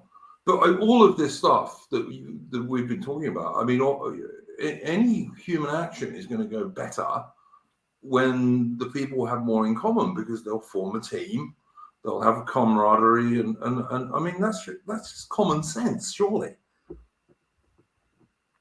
Yeah, but bro, that's like, I would have to like raise wages to do that, and I don't want to do that. So, sorry. Yes, indeed. Yes, indeed. I'm just going to give a shout out to Patriotic Archive. The first tune we played this evening was from Patriotic Archive, and the one that's going to close us up will also be from Patriotic Archive. Good channel if you like good stirring military, naval, and patriotic music. Definitely go and subscribe to Patriotic Archive. Whoops. I think it's about time we heard from Napoleon. All I have to say on the multicultural and diversity argument is to they were talking about trust. Yeah, I would say go read Robert D. Putnam's work, specifically Bowling Alone and Democracies in Flux. Those are two very good books, and I suggest that people read them if they want to know the statistics behind that argument. And is that about mass immigration and stuff like that? It's about multiculturalism and diversity. I mean, multiculturalism just doesn't work. I mean, it just doesn't. I mean, multiculturalism basically means you have no culture. I mean, I was discussing this earlier this week on Evil Freddy Rouse channel, and one of the things that I thought and I brought up was that I actually think it can work, but the caveat you have to put on that is historically is that there has to be a dominant group. Yeah. And when there isn't a dominant group, then, like, for example, Islam is very good at this. Like, you get the empire, the Ottoman Empire, you get the caliphs and the conquering Islamic, and so you can get it, but you have to have a dominant group, and that's of course not a very popular sentiment, and rightly so. I could argue, you could argue, but it's so. But in its present form, you really shouldn't be wanting this sort of stuff. No, that would never work in Europe. Maybe in Islam, but certainly not in Europe. No. But I mean, if a country like Britain, for example, or Australia, for that matter, can absorb a small number of immigrants from different backgrounds, a small number, providing when the immigrants arrive, that they realize, look, you've got to assimilate basically to the culture in their country. But as soon as you abandon that idea of assimilating to the culture, the dominant culture, as Ozzy correctly said, as soon as you abandon that and you go for this multiculturalism bullshit, it's not going to work. It's just going to lead to society falling apart and conflict between groups. It's always going to happen. Pretty much. That's just when you say Ralph, which Ralph are you talking about? I'm talking about Indian Ralph. Oh, Indian Ralph. Yeah, I know Indian Ralph. Yeah, sadly. Indian Ralph have got on Delling pole somehow or other. I don't know how, but yeah. Yeah, I know you're not a fan of him, but he does good work. And that's He's not an idiot. I'll say that. That's about as far as I'll go. But I'm deeply suspicious of an Indian who adopts British nationalism. I really am. Like, I don't understand why you would. Like, I'm not going to adopt Indian nationalism, I can assure you. So, I'm deeply suspicious of that, mate. There's kind of a bit glowing in the dark-y stuff there, as far as I'm concerned. I'm kind of along the same vein. Like, I still tune in and watch a lot of his stuff, and I think he has a lot of interesting things to say. Yeah. But his story about how he operated within PA is not conducive with what we actually saw, and I don't really trust him for that reason. Yeah, I wouldn't trust him as far as I could throw him. Definitely not. This is, like I said, I agree with you. I occasionally watch his stuff because he does have some quite interesting things to say, and he's not an idiot. I'll certainly say that. But not someone I would trust. Yeah. John McNamara actually. Yeah, he did. He made this video which went on and on about Brutus's mother, for God's sake. I mean, who the fuck does that? I'm sorry, I don't attack the mother of my worst enemy. Just don't. Yeah, there are some strange things that he does. You just don't do that. I mean, it's. I mean, all right, he's an Indian. I'm not an Indian, so maybe that's why I don't attack people's mothers. But there we go. Yeah. But I thought that was very yucky. Yeah, the man's not beyond criticism, to be sure. But I think he has some interesting points, and he also has one huge merit that most people on our side of the fence do not have, and that is he has a plan. So, tell me, Ozzy, is this true? What Hull Stowe says in the chat here that I've just put on the screen? Ralph called the person who stabbed the Turkish Christian woman at Speaker's Corner a spiritual warrior. Did he? Here's the thing. Whoa. He was doing something unbelievably stupid, and Ralph is sympathetic. He doesn't think that Islam's like, it belongs in Britain or anything, but he has a respect for Islam because Islam's is it's a conservative ideology that doesn't take anyone's bullshit, and so he said that the person who stabbed her was, he didn't venerate him, but he did say that, like, he is doing what he would logically should be doing for his faith. And it's this idea that, like, if someone insults, there are limits to free speech, and one of those is if you insult something. So for us, don't agree with that. Okay, so you don't think even I would have something like, if you say, like, the Queen's a whore, I would like. Oh no, all right, okay, but so, I'm talking about Islam. Islam doesn't belong in Britain, so I don't care what. No, of course, but even he shares that opinion, and it's a matter of respect. He's according respect to them. Not me. Which I'm not going to accord respect to some bloke for stabbing a woman in the face. I'm sorry. No, it's not that. It's the principle behind it. It's the idea of, like, if you insult my fundamental beliefs, I will take action. All right. Like, but can you imagine, Ozzy, what would happen if that had been a white bloke who'd done that to a brown? Oh no, you get absolutely screwed. But I think you're missing the point. The point that Ralph's trying to make is that this is the sort of mentality that British people should be taking. I disagree with that personally, but I don't think we should ever resort to stabbing. I think that's a horrid thing to do. But that is I can see the narrative. This channel that never supports violence, by the way. YouTube, if you're listening, we never support violence. Sorry, Adamant, were you trying to say something there, mate? No.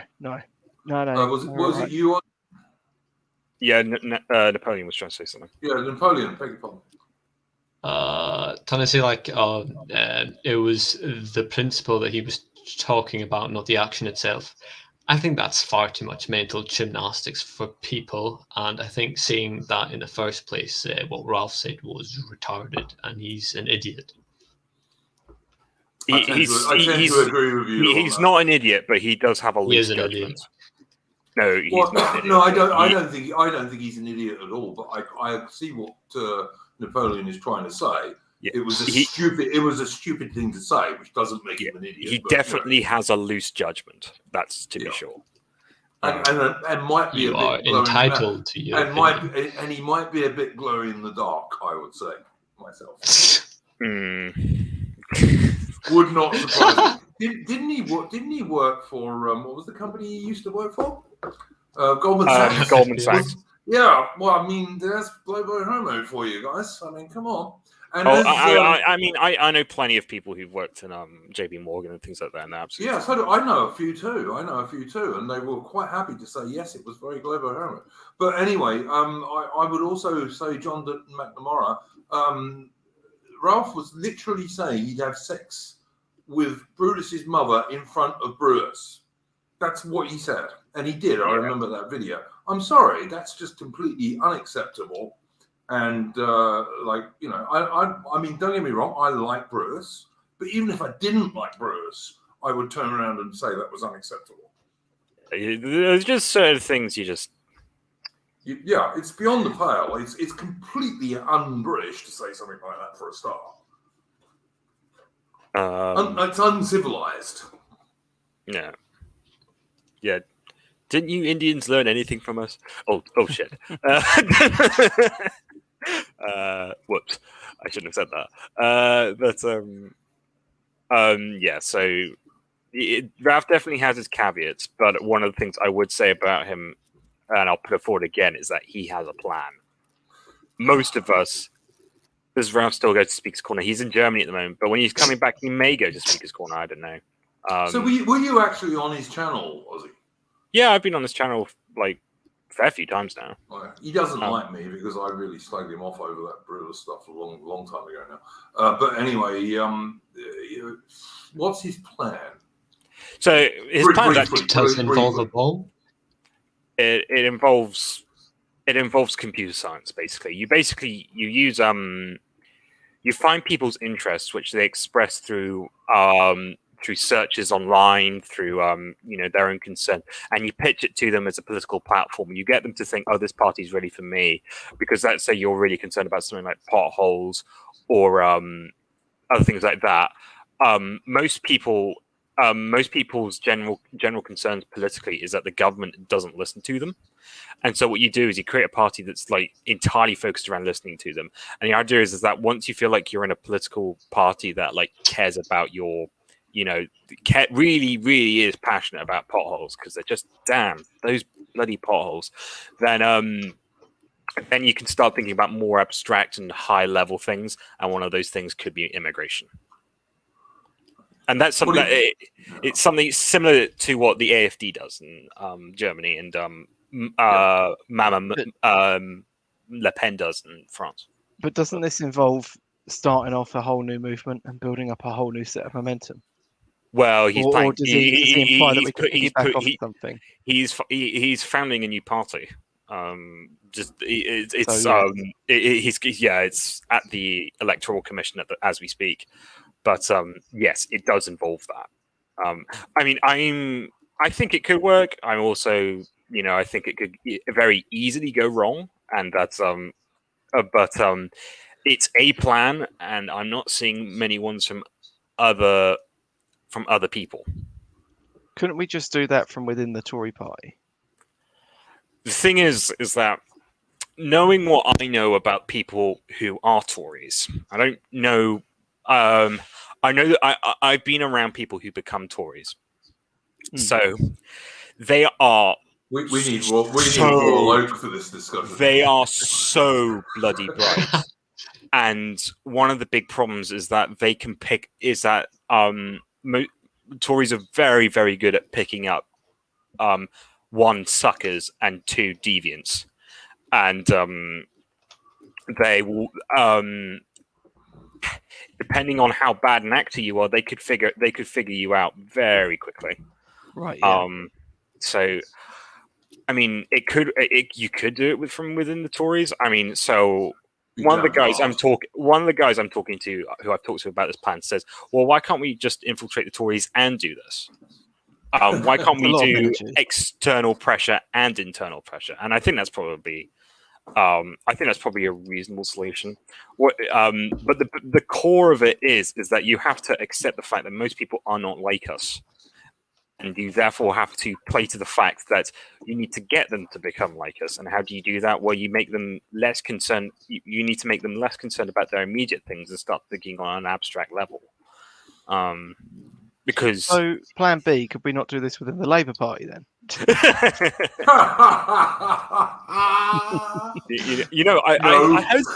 I heard someone say that to me like a while ago, and I was like, doing the Greens. I mean, the Labour Party is considerably easier to infiltrate because their membership fee is so low. Yeah. And activism is very easy within it. The only problem is that you also will have to work within the existing Labour hierarchy, and the existing Labour hierarchy, like the Tories, is dead set against you. So, yeah, I agree with that. I listen. I don't know, guys. I think it needs to be a new party, and I think it needs to be a clean pie in the sense of not associated with mid-20th century Germany in any way, shape, or form. Yeah. That's my... Oh, God, here we go. If that's the real one. We have right reaction in the chat. Who is Ralph? If it's the real one. I don't know if it is. I can have a look. I believe that is him. Hello, Ralph. Good day, dear boy. Yes, indeed. I'm not calling him dear boy, but there we go. Yeah. I call everyone dear boy. Dear boy. Yeah, I know you do, mate. I don't. It was that upper class posh education that you were given. Yeah. Oh, watch out. You're a traitor. Napoleon is mean. No, I don't. You're a traitor to your roots. No, I don't think he really is Napoleon. To be honest, I kind of like Aussie. I kind of like Aussie actually, but. I'm not sure he's right about Ralph, but I think I do like Aussie himself. Oh, yeah, I like Aussie too, but it's just a shame. Guys. It's just a massive shame. I mean, you're going to have to bring that up with my dad, Napoleon. I tell you what, hang on, guys. Right reaction in the chat. If you come up with anything like that again, you're going to get banned, mate. Wanker. Seriously, what you say that again, and you will be banned from this chat. Because I don't like banning people from this chat, but I will when they come out with shit like that. Could I get a bit of an understanding of what he said, or? Well, yeah, I'll give you. He said, well, actually, I don't want to say what he said. I'll put it on the screen. Yeah. Can you see it if I do that? You could put it. Yeah, you could just put it. There you go. Oh yes, Ralph, come on, man. I was only if that is Ralph, I'm not entirely sure it's Ralph. Yeah, I was going to say that we've had people masquerading as all sorts of people on this channel. So anyway, it may not be the real one. Although that argument does come out a lot from like the PA guys. It always kind of makes me laugh. They're like, "Why don't you go out in the real world and do something?" Like, yeah, I'm going to walk around and go, "Hello, I'm Ataman." You know. Yeah. come and look at my trees. The Ataman, the Ataman from Splendid Isolation. Yeah. Hello, I'm Napoleon. And we're not. We are not even, as far as I'm concerned, we're not very extreme at all. Like we don't say anything that's all that off the board. Well, I don't know. We've had to have a few in Minecraft incidences, so we must be at least slightly extreme. Napoleon. Yeah. Napoleon.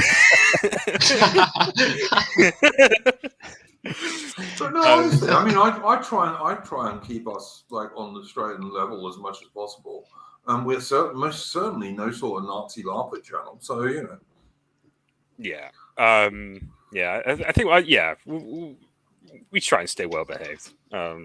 One of the things I wanted to bring up was I was reading a really good article, which I might actually do a stream on later in the week, about nationalism and nationalist politics.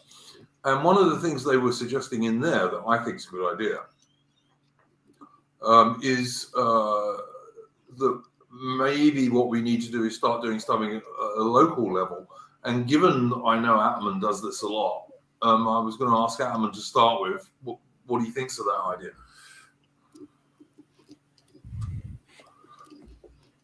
What, now or on a special stream?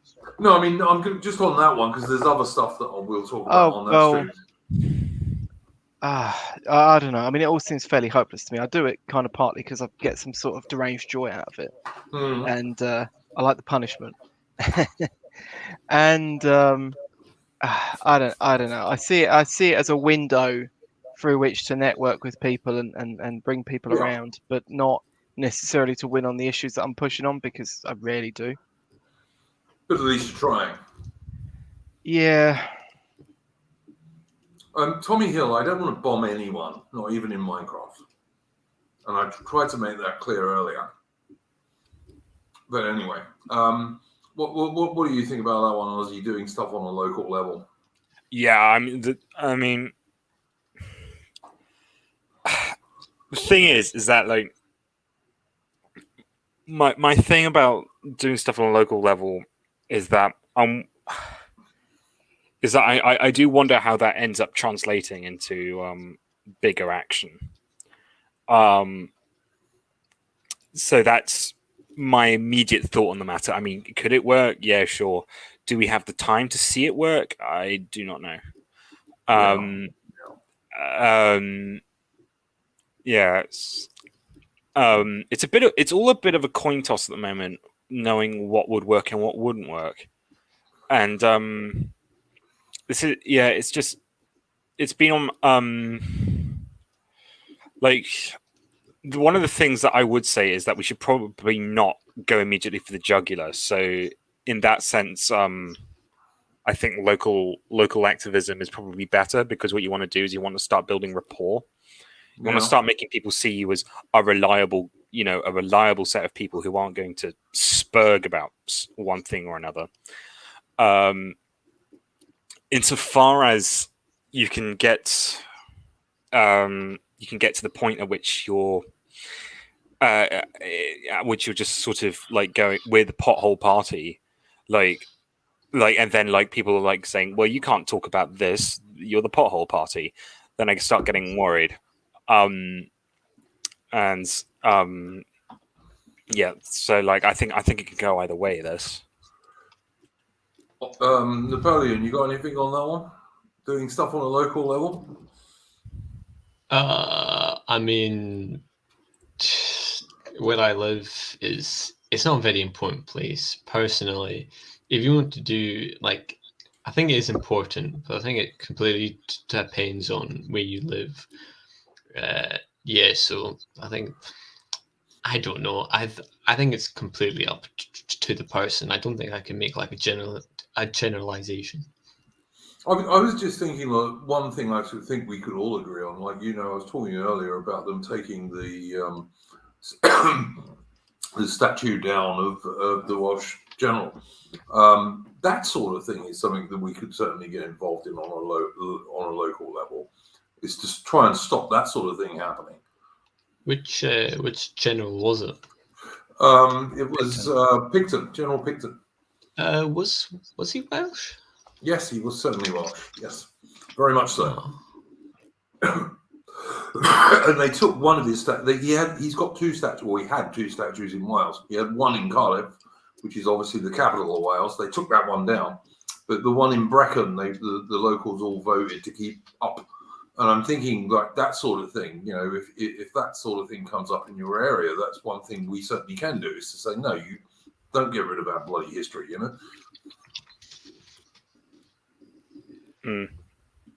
Yeah, it's entirely possible. I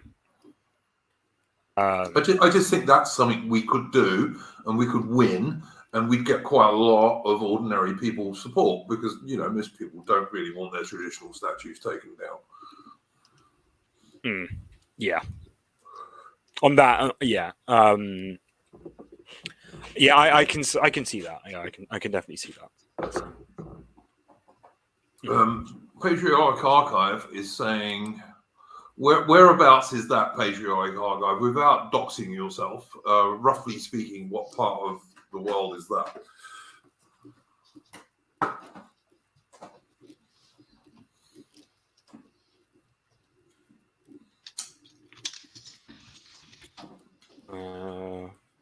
You may not be able to. They're trying to take down a statue of Lord Clive. Shropshire. It's in Shropshire. He's saying in Shropshire. There you go. So if anyone's in that part of the world, there's something you can get behind stopping them doing, because Lord Clive is certainly someone we shouldn't be ashamed of. I mean, the guy started off as a very what the East India Company used to call a writer, which was basically a clerk. And he started off with that, and then eventually got himself transferred to the military branch, and ended up being the Governor General of India. So, and winning great battles like Plassey, for example, in 1757. And he did all that when he was a colonel too. Yeah, exactly. Yeah, he's someone we should not be ashamed of at all. Isn't there an aspect to which we should probably be trying to get ahead of the curve, and instead building up sort of legacies surrounding these various sort of British legends before they come for this sort of stuff? I know there's an aspect to that of which you're kind of deciding what you can and can't save. So there's like a little bit of defeatism in there, but I don't know. Yeah, I see what you're saying. I mean, look, one of the things I'd like to do, and I do sometimes do, are like history streams, so that people, because, you know, one of the things we often talk about on this stream is that British children don't learn history anymore. They don't learn British history anymore, really. Certainly not pre-World War II, unless it's something to do with slavery or whatever. Actually, they don't teach that because the British got rid of that. So the only bit they teach is prior to that, you know. So, but yeah, I think that you're right. We could try and get a bit ahead of the curve, maybe by bigging up some of our heroes from the past. Yeah, that's certainly something I'd agree with. Well, I don't know about you, Ozzy. Do you reckon? I think he's. Yeah. Oh, sorry, he's just popped off. I just saw that in the private chat. I'll ask him when he comes back. What about you, Napoleon? Do you think there's something we could do? Is kind of raise up the public's understanding of some of our heroes, like in Scotland, for example? There are lots of big Scottish military guys with a lot of money and a lot of effort, but that is something that I guess a political party would have to do. I don't feel like one or two or three people could manage that. It'd have to be at like a policy making level. Yeah, look, let me explain something. I believe in Jonathan Bowden's idea of a vanguard, because that's all we can be at this stage, because there's not many of us and we don't have lots of money, obviously. So all we can be is some kind of vanguard to try and start this stuff and hope that other people will like expand on it. Yeah. Like what I hope is, and I think it's happened to some degree at least, is that, you know, people will watch this channel and some of them will start their own channels and talk about similar stuff or stuff that's related. You know? Like, so you get a kind of snowball effect. I think that's the best we can hope for at the moment.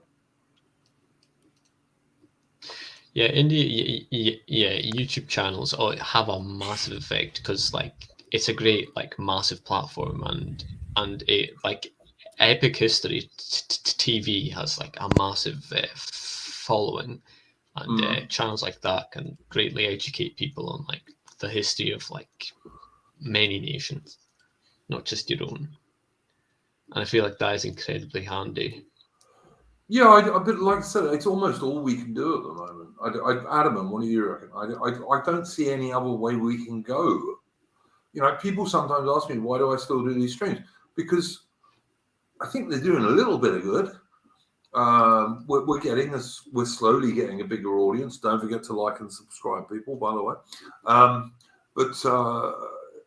We are slowly building our audience, but also hopefully, you know, you'll get other people think, well, I could do something like that, and maybe on slightly different aspects of things, but related.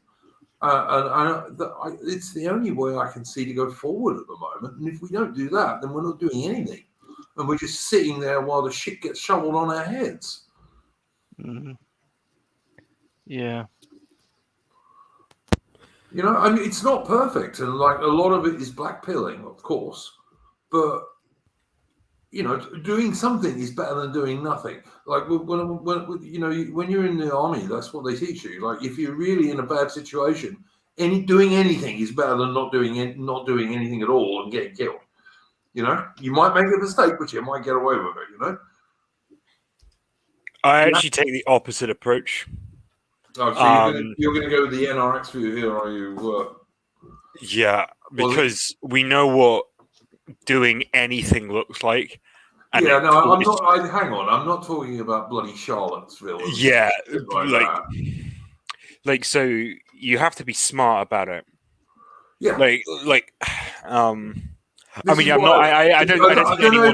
Hang on, I don't know if you heard what I was saying while you were away, but what I was talking about was doing things like history streams on great British heroes and stuff like that, so that people realise these people, when they try and take their statue down, no, hang on, this bloke was actually important to British history. That sort of thing. Yeah, I understand that. Because a big part of this is about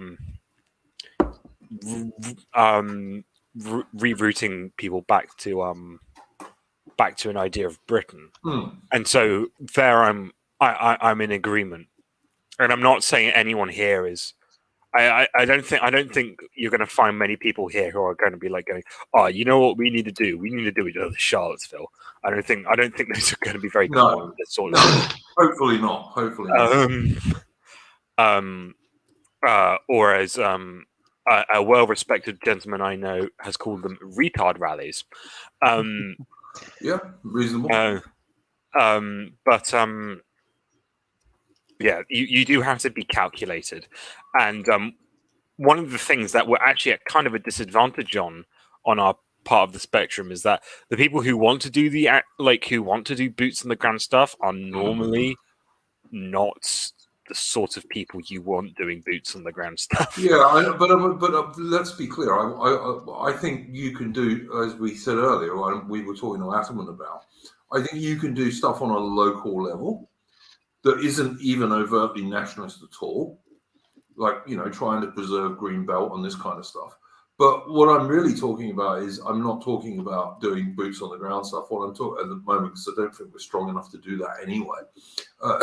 What I'm talking about is, let's give an example here. Cardamom, the thing I've just put on the screen.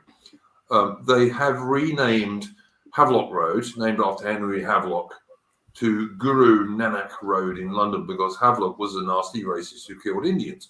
Now, I don't know if any of you chaps know who Henry Havelock was. I certainly do. He was a British general with a tiny force, a minuscule force. In fact, I think he was only a colonel when he started. And he had this minuscule force, and he was told to go and relieve Cawnpore and Lucknow in the north of Bengal in India, which were besieged by thousands upon thousands of Indian mutinous soldiers and also civilians who decided that they would join them for the loot and all the rest of it. And the outpost at Cawnpore held out until the Nana Sahib, who was the local Indian bigwig in the area, said, "Okay, we'll have peace." Like, they fought off loads of attacks by vastly more enemy, even though they had more women and children than they had fighting them. And the women and children were dying of disease and all the rest of it, and shells were coming through these little thin-walled barrack buildings and killing them. As I say, this is women and kids and babies we're talking about. And so the British commander, who was married to an Indian, by the way, of Cawnpore, Wheeler his name was, and he was married to an Indian lady. And he said, yeah, all right then. And so they had a peace deal, and the Nana said, well, we'll have these boats on the river. You can get in these boats. You can go down river to the nearest British territory. And the British left their entrenchment, or including all these women and children. As I said, there was only a very few actual fighting men, including a few soldiers and a lot of civilian volunteers. And they went down to these boats, and as they were trying to get into them, the Indians fell on them and massacred most of them. They captured quite a lot of the women and children, and they put them in a house, and they left them there for a couple of weeks. And Havelock, meantime, is fighting battle after battle against vastly bigger Indian forces and winning, partly because his troops knew what they were trying to do. They were trying to save women and kids.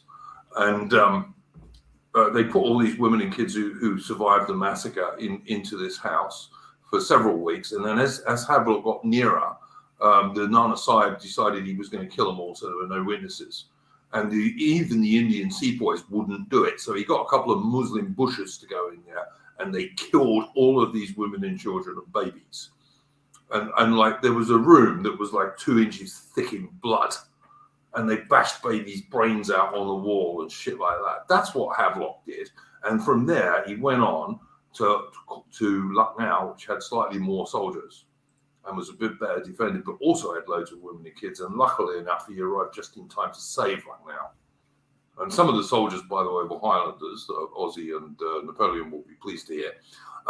But yeah, that's what Havelock really did, is he saved a load of women and children, and that's why he was famous.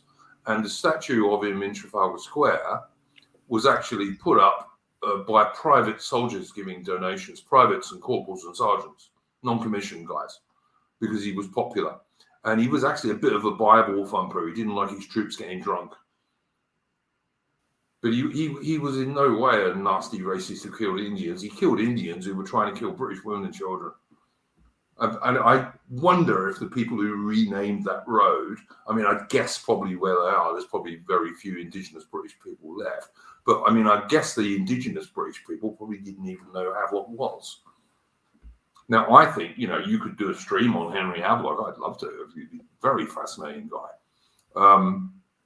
And what you would be doing is you would be educating British people who certainly don't learn that at school anymore as to who this bloke actually was and what he was actually doing and the men under his command. And that's the sort of thing I'm talking about, Ozzy, rather than like boots on the ground stuff. Yeah, okay. Well, I mean, I was kind of thinking about some boots on the ground stuff. I was thinking about like small groups of people petitioning, a museum that's as local to you as possible, to maybe do a bit on a local figure, and that would promote be that as well. Yeah, no, absolutely. I agree with that totally, Armin. What good on you? It takes quite a lot of energy, though. That's the only thing that has to come out of other things. Interesting. Let me just point this out, guys. Cardamom is saying Havelock Road is in Southall, which is mainly populated by Sikhs. The funny thing was the Sikhs in the Indian Mutiny were on the British side. The Sikhs mostly stayed loyal. They didn't like mutineers. Yeah, well, they don't have fusses about what pig fat. Yeah, and all that stuff. Yeah, but the Sikhs didn't mutiny. The Sikhs mostly stayed loyal to the British. But I guess probably most of the Sikhs in Southall don't understand that at all. Certainly, if they've been through the Globo Homo Pos British education system, they won't understand it. So, Yeah. But yeah, I would absolutely say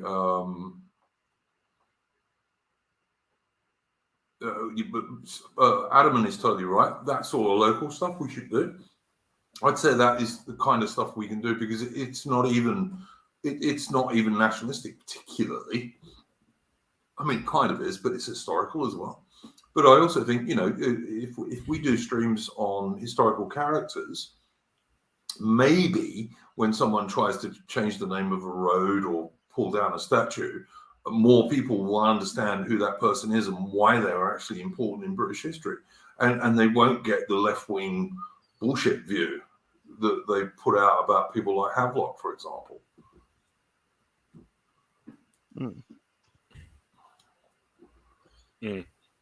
Yeah, Ken Livingstone would have wanted to get rid of Havelock's statue in Trafalgar Square, but Ken Livingstone would have got rid of Nelson's statue as well, let's be honest. I mean, I noticed there was a statue in London that had been painted totally red by some communist or other of a British general for the 19th century. They do this kind of shit all the time, but we just let them get away with it. And part of the problem is that real indigenous British people don't even understand their own history. So they don't know who these people were. They just see a statue of some old guy in a military uniform. They don't know who they were. Yeah, but Empire bad. Well, yeah. Empire good, actually. I mean, actually. No, Empire bad. I heard it on documentary. Empire bad. Yeah. But I mean, I this is one of the things that Adam was talking about on that stream he did the other day with the guy who I subscribe to. What's his name? Powell or something like that? Howlin, yeah. Powell-in, yeah. Powell-in, yeah. That was the stream about the British Empire. I didn't totally agree with all of it, but most of it was pretty sensible. So this is the sort of thing I think we should be doing, because you're opening people's minds to what was actually going on, rather than the bloody basically anti-British left-wing propaganda, which is what education pushes out and the mainstream media in Britain pushes out.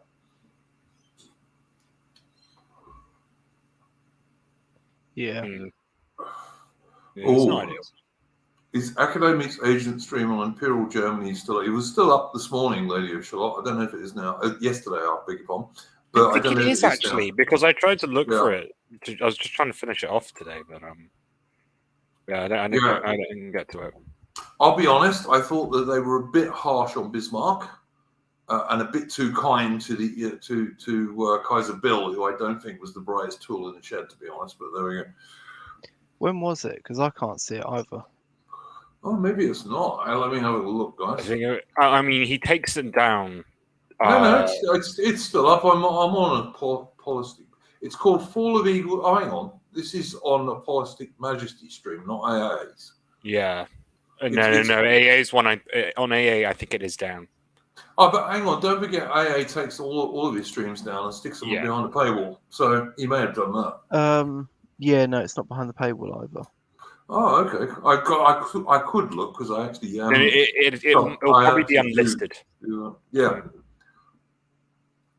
But I don't know. I mean, I'm not a huge Sargon fan, as people know. So I think Sargon goes about halfway, or maybe 60% of the way there, and then for some reason he just stops. He's made a lot of progress, to his credit. He's gone a bit further right than he used to be, but that's not very difficult. But it's just like he seems to have a mental block beyond a certain point. You know what I mean? Yeah. I understand that, but he has definitely made his progress. At least, I mean, I remember him doing a debate with Hassan Piker in Destiny like 2 years ago with Nick Fuentes. Yeah, and he actually made some really interesting arguments about, like, do women have a duty to have children? Which is like, I mean, from a Christian perspective, for me, the answer is, of course, yes. But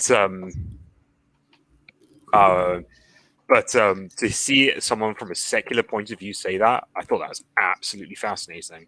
Yeah, because he's an atheist, isn't he? Yeah. I saw that.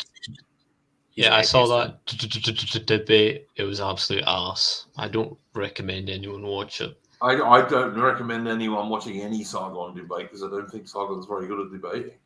I mean, Spencer ruined him, and I'm no fan of Spencer, trust me. I think Spencer's very glow in the dark. Spencer's very glow in the dark. But yeah, I do like that term, glow in the dark. It's a bit fun. Yeah, well, you know what I mean by glow in the dark. Oh yeah, absolutely. Yeah, but I definitely think he's very likely to be one of those types. But yeah, Lady of Shalott, I realise you're talking about Academic Agent Imperial J. I've watched that, but I don't know if it's up because I haven't looked. And I can look, because I actually do give some bloody AA some money. Well, I don't know why. Is it them like richer than me? But anyway. But yeah, a Patriotic Archive, that Spencer one was a classic, and Sargon got ruined. Sargon's not very good at debates, and part of the reason is he doesn't read stuff. The other thing is that he's just not as smart as he thinks he is. Yeah, he's a midwit for sure, absolutely. I always say he would make a very good deputy manager of a second-hand vacuum cleaner store. Sargon of Applebee's, as Mr. Metzger used to call him. That's a really good one. Like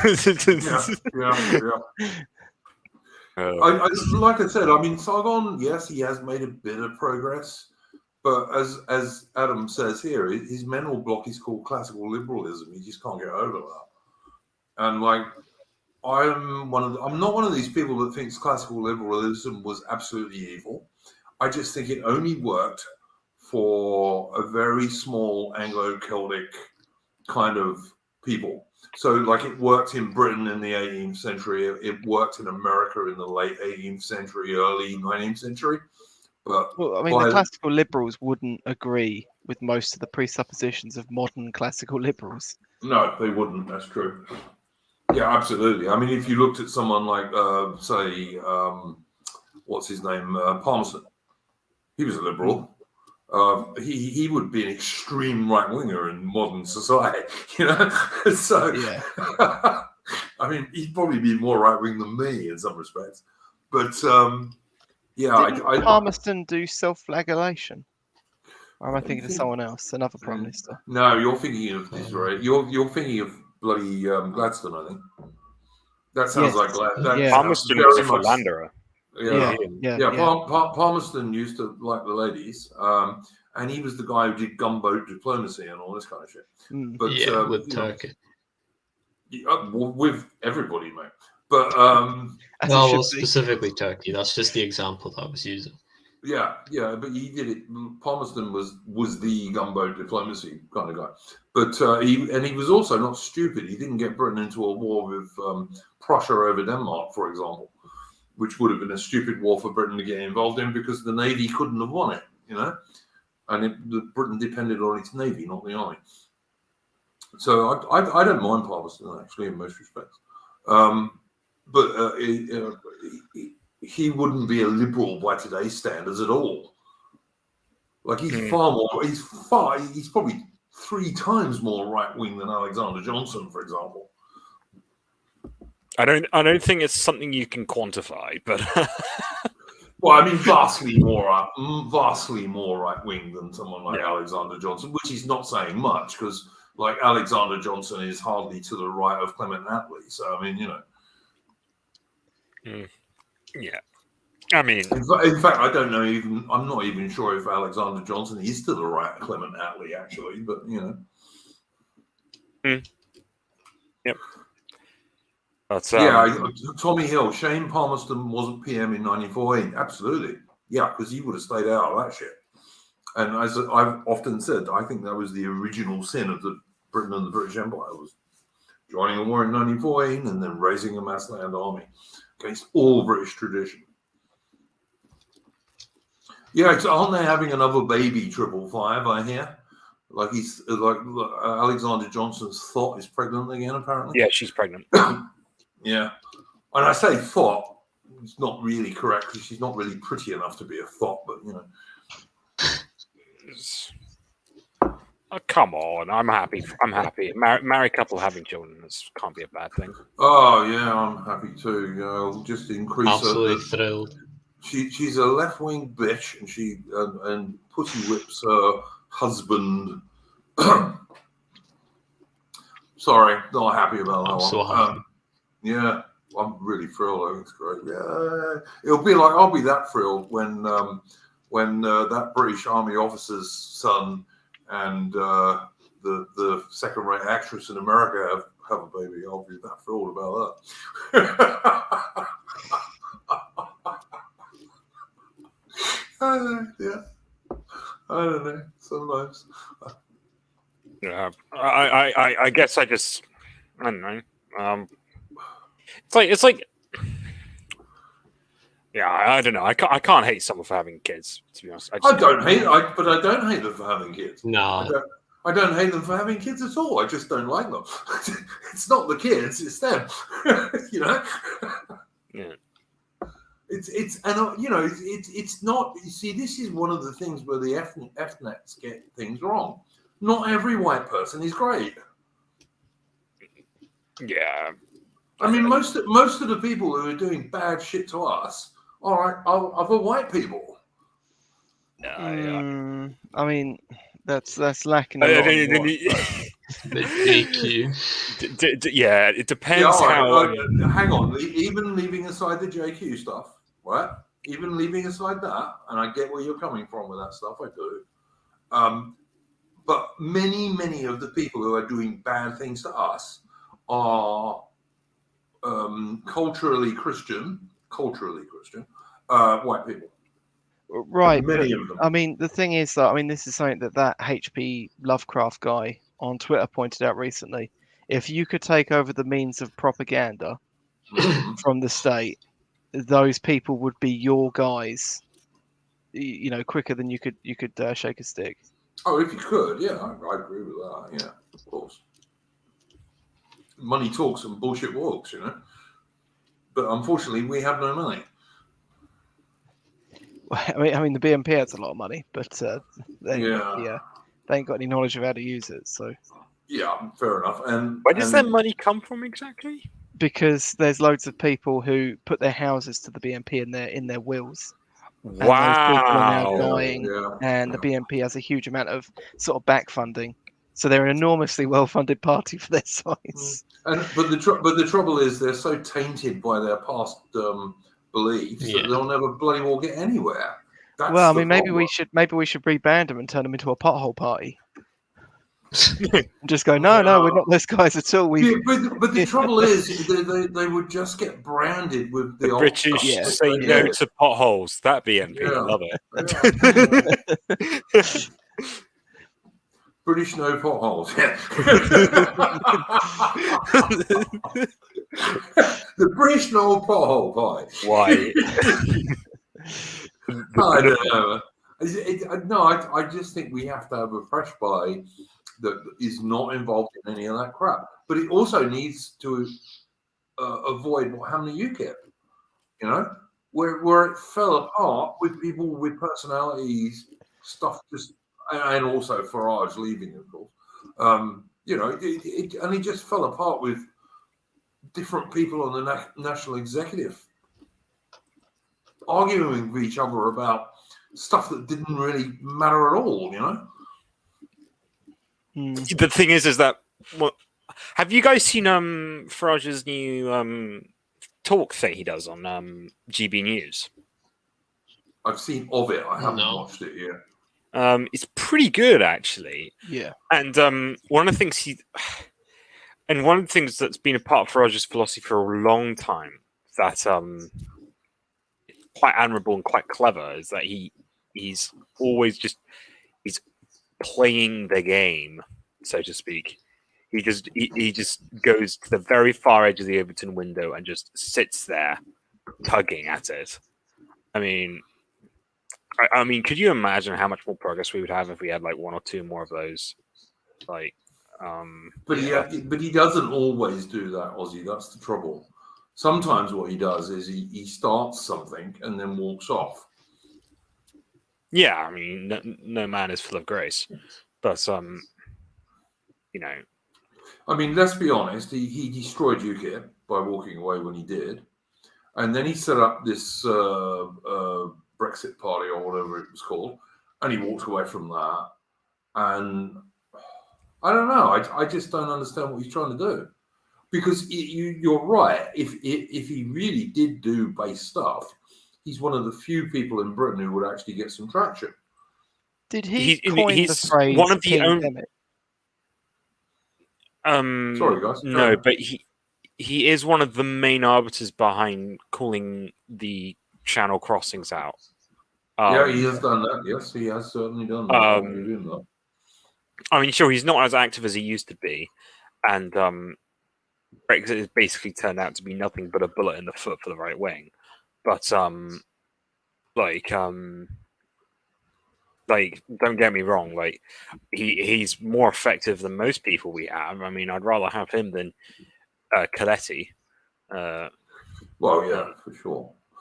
Stephen J. James in the chat, I agree. I mean, one of the things I didn't like about Farage was when he started shilling for Blair and vaccinations. I did not like that at all. I don't think it was exactly shilling, but sounded like it when I watched the videos he made, and I did watch them. Tommy Hill said, "Oh, for fuck's sake, you all still think voting works?" No. No, we kind of don't. That's kind of why we're looking at. Look, we don't think voting works in the current system we have. It could work with a different party, maybe. Well, I mean, this is the problem with the political solution, like argument is there is a political solution. There has to be one. I mean, even a civil war is a form of politics. So Yeah. Yeah, but I'm not entirely sure we could get a civil war. No, So. and we wouldn't win it anyway, even if we got it. Well, I'm not going to agree or disagree with either of those statements. Although I have a personal opinion on the second one, but I'm not going to even go there because this is YouTube and there's no free speech on YouTube. I would just say to people in the chat talking about Niall Ferguson, Ferguson's all right, but he's a bit globo homo sometimes, to be honest. Well, he's a neocon, isn't he? Yeah, well, he used to be. I don't know if he is now, but yes, he used to be for sure. But he's not against that globo homo shit, and to me, that's one of our major problems. It's really like the left is a problem, but globo homo is a problem. All right, guys, we're going to stop in 6 or 7 minutes, I think. So if you've got things you want to bring up, now is the time to do so as closing stuff. What were we talking about a second ago? Oh, Nigel Farage.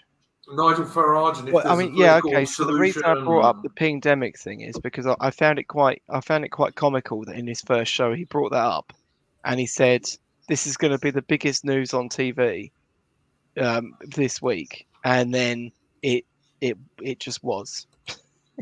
That's kind of exactly what happened. I mean, they've even called it the pandemic. So yeah. I mean, he's still got something. I mean, his viewing figures are higher than Sky News. It's higher than BBC News. Yeah, the BBC News channel, but not BBC News on BBC One.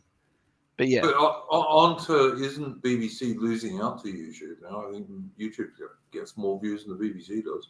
Well, I mean, that's the thing. I mean, those viewer figures don't even count the fact that Nigel Farage is getting, like, I don't know what his viewership is on YouTube, but I know when I checked out his first episode, which was on YouTube, he had 45,000 views when I watched it the morning after. So. Well, I'm just going to say one thing about this is about Australia. In Sydney, which is the largest city in Australia, Sydney in New South Wales, about 4.5 million people. The Australian government is sending the Australian Army onto the streets in an Australian city against Australian citizens to enforce a forced lockdown. I mean, and if that doesn't tell you what's going on, guys, and listen, Australia is not exceptional. Britain would do that, I dare say, if they needed to. America probably will do that at some stage, I'm guessing. This is like, there's a load of bullshit going on here now, guys. And bear in mind, this is for a virus that even if you accept the very, very, very dodgy official government figures, which are difficult to find at all, is roughly 99% survivable.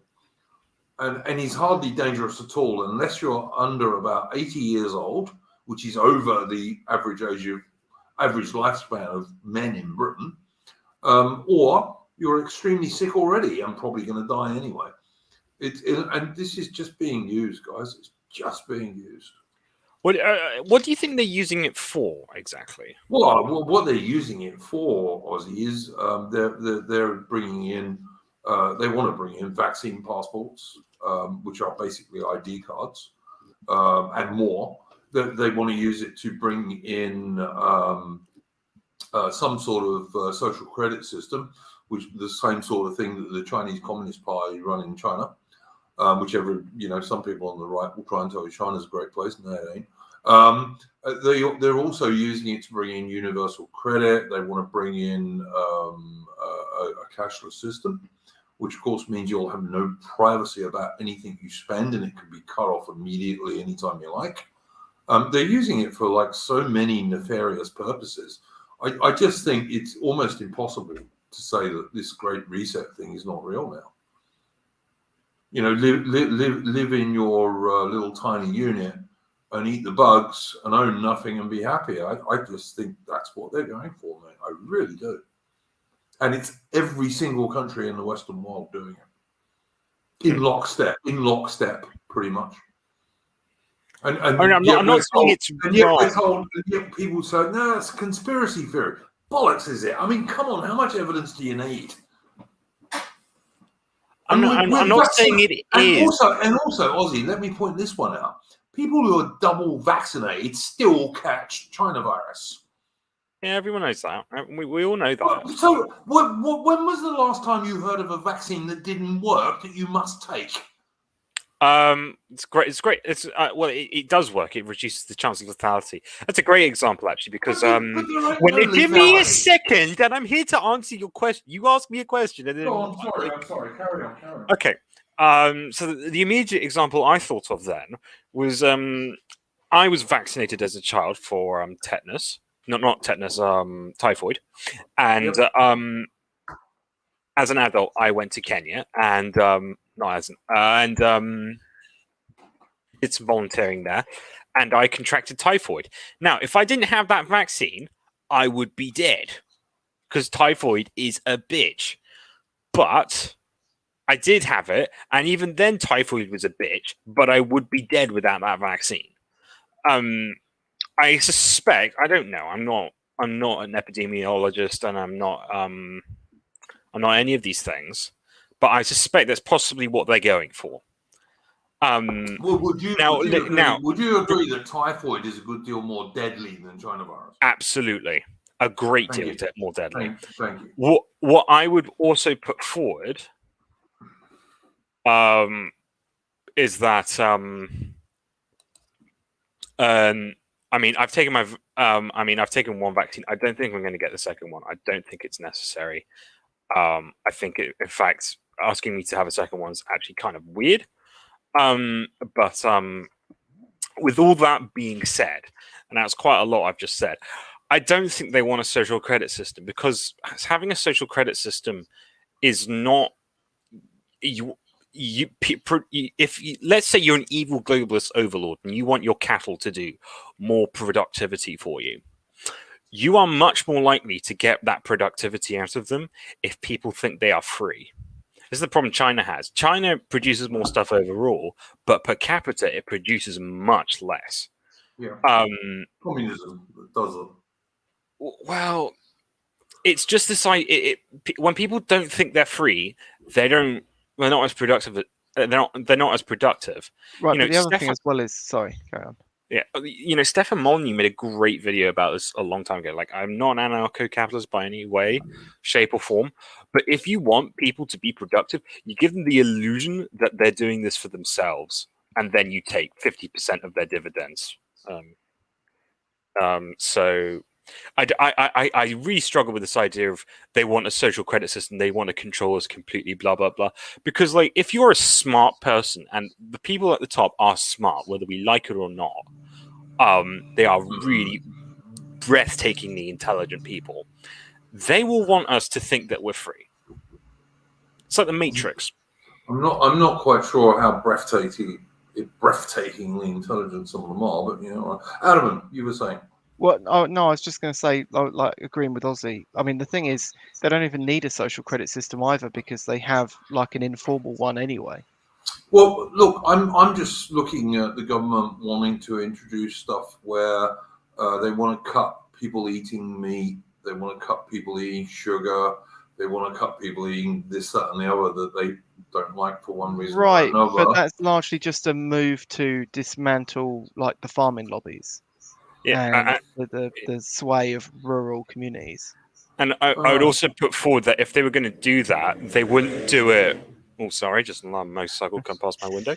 I would put forward that they wouldn't do it in that manner. What they would instead do is they would they do it more sneakily, like they just keep raising the prices and something. Like, so you don't think they'd lock people in their homes for months at a time or something like that? Or put the army on the streets to make sure. Not in extraordinary. I don't think so. I do think that a part of this lockdown has just been a genuine. The government goes, "Oh fuck, we've completely cocked it," and we need to worry about the next election because it will look terrible if we let all these people die. Hardly anyone's dying. This is yes.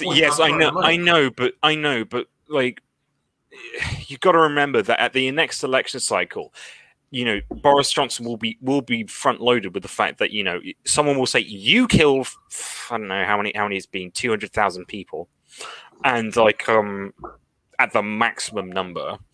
But it's lower. and It's way lower than that. Yeah, it's probably I agree with you there. It's probably way lower than that.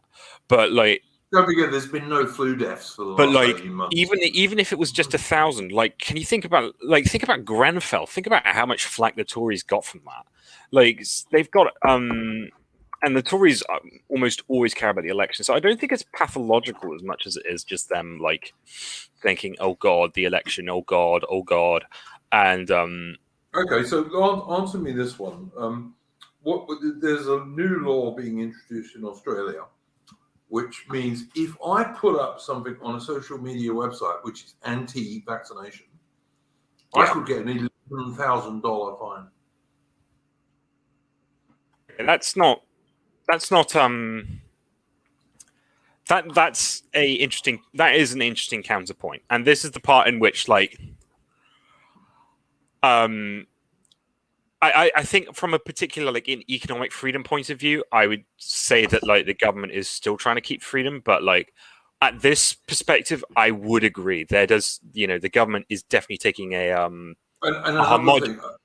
a homogenization of social perspectives. And another thing which I think is undeniable, and that has happened in just about every Western nation, is there's been a huge transfer of wealth from small and medium-sized businesses, which allow people a certain amount of independence, and also for the people who work for those businesses, allows them a certain amount of independence. There's been a huge transfer of wealth from those small and medium-sized businesses to huge multinational corporations, and also to and at the same time to government employees. On that, we are definitely agreed. It's just like there's too many coincidences going on here, Ozzy, for me to just say, "Oh yeah, all right." They're trying to do their best, but on the one hand, I'm not saying that. On the one hand, you're saying they're brilliantly intelligent. On the other hand, you're saying they're being stupid. I'm not saying that. I'm not saying either. I mean, I think there's probably a mixed message. Maybe I'm giving mixed messages, but what I'm trying to put across is that the Tories themselves, I think, particularly the apparatus of the Tory party, they are actually trying to do their best, because there was like that. There was that Boris Johnson leak in which he said, "Not going to lie, I think we've completely cocked this, you guys. I think we're doing this wrong," and in which is basically emphasizing that like we're curbing people's freedoms and all that, and I do genuinely believe him when he says, I think we're in I think we're doing this wrong. I also would say that there are other interests within the government, particularly the civil service, because civil service likes having more things to do, and more power. Because it means more jobs, and of course, civil services likes piggybacking off the private sector because it has to piggyback off the private sector, and so I can see that. I would just say that, and one of the things actually that I will give you is that the thing about Build Back Better was surprisingly weird. That was and all over the place. Yeah, that was Biden, Johnson, everywhere. Yeah, everyone's saying it. That was really, really weird, and I'm definitely with you there. What I would say is that I do not think that it's leading into a social credit system. That's all I'm trying to say. I think I know you don't think that, but I think we're going to come back to this if we're allowed to in about 12 to 18 months, and we're going to be turning around and saying, "Well, yeah, that was strange, wasn't it?" But actually, if there is a social credit system, we probably won't be able to do it, which is, I suspect, one reason why they want one. Yeah. Lady of Shalott has made a comment here, which I'll just read out. Lady of Shalott says, "It's all part of the same agenda, guys. Getting rid of cars." We were talking about this the other week with the idea of you can only have an electric car, which is enormously expensive, and will never work anyway. They want to get rid of meat. They want to get rid of travel. Well, basically, they have got rid of travel, and they want to get rid of cash. And she says, "Geez, wake up!" I absolutely, I think she's right about this. I really do. And it's not that we're just seeing it from Alexander Johnson and the so-called Conservative Party in Britain. We're seeing exactly the same thing from Biden in the United States. We're seeing exactly the same thing in Australia. We're seeing exactly the same thing in most of the European countries. We're certainly seeing the same thing in Canada. They're all in lockstep about this. Yeah. And the stuff we said 6 months ago that they won't do that, they're bloody well done. I mean, that's my opinion anyway. But Aussie, Adam, and Napoleon, you have your say. I'm fine with them getting rid of cars. you got a horse, huh? I do know how to ride a horse, but yeah, I know how to ride a horse. It's fun. I like horses. They're good animals. But honestly, guys, I think Lady Echelot is right about this. And the more it just goes further and further and further. Well, how can you call Britain a free country at the moment? It's not that. No, it's not a free country, and I mean, so people are saying like I need to wake up from that. I'm coping, and the point I would say to that is that like I don't think. I think the governments know their limits. But the limits have hugely expanded over the last year, haven't they? Yeah, well, you are seeing pushback, and also I would say that I mean, sure, it's not an immense amount of pushback, but you are seeing pushback, and also I would say that like particularly European cultures. I mean, it's different. It's different in Asia because Asia is a history. All right. Give me a second. Okay. All right. I was just going to ask you a question, but fine. Yeah. Asia has a history of top-down hierarchical structures, which allows for things like the social credit system because they're very bureaucratized, and they have a really excellent culture of really meticulously doing everything. Europe doesn't really have that, and the European people don't really fit that sort of mold. So I don't think I think governments know this, and I don't think they will try and push this. But didn't we talk at the beginning of this stream that 40% of the British public want the government to be able to censor stuff? Yes, I think they don't know what they want. I think they'll find out. But that's my point. You see, I just think that what you're saying here about Europeans wanting more freedom, that used to be true. I'm not sure it is anymore. Maybe certainly to the same extent. I mean, what I was going to say to you, Ozzy, is like there were enormous demonstrations in France against this. Yeah, and Macron just said, "Fuck off! I'm going ahead anyway." Yeah.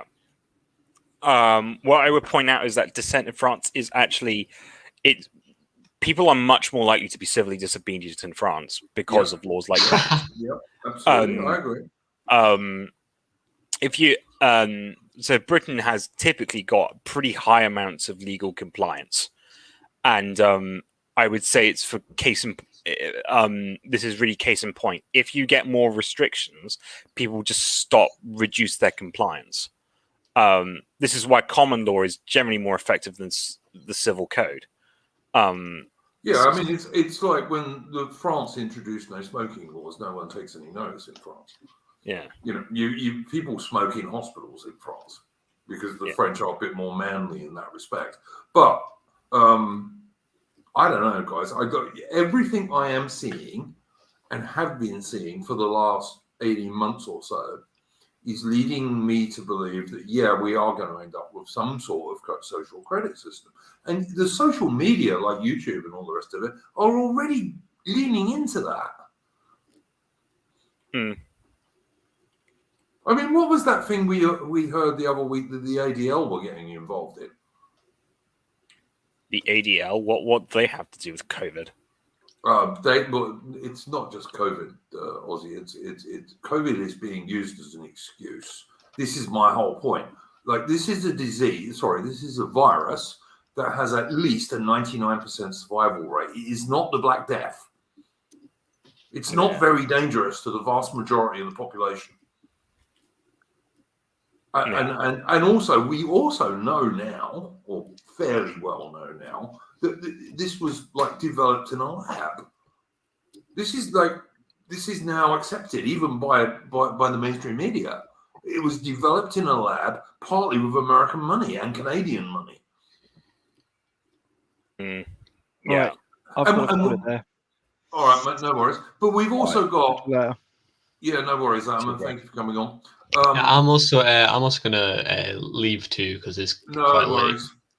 Cheers for having me on. Yeah, good. Thanks for coming on, mate. Good night. Cheerio.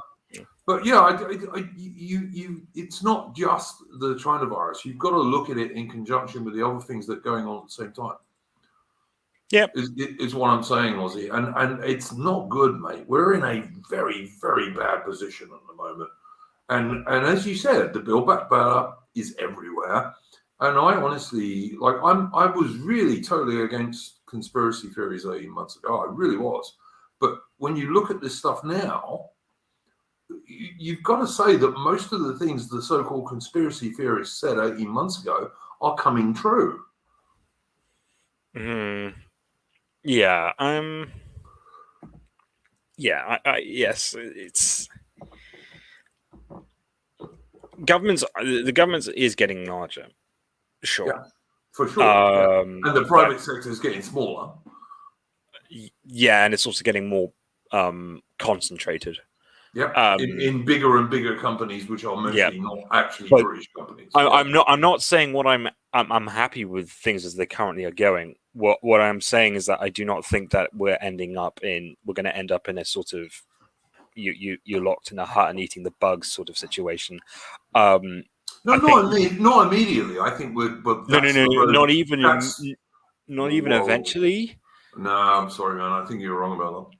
I mean, time will tell, but time will tell, of course. But I suspect that. I suspect the governments will want to keep people productive, and you do that by, it's a well-known fact that slaves are less productive than free men. Yeah, why do they need to keep us productive when we hardly make anything anymore, Ozzy? And productivity, productivity can also just be a financial concept. It's just it's services rendered. Yeah. But again, I'm saying.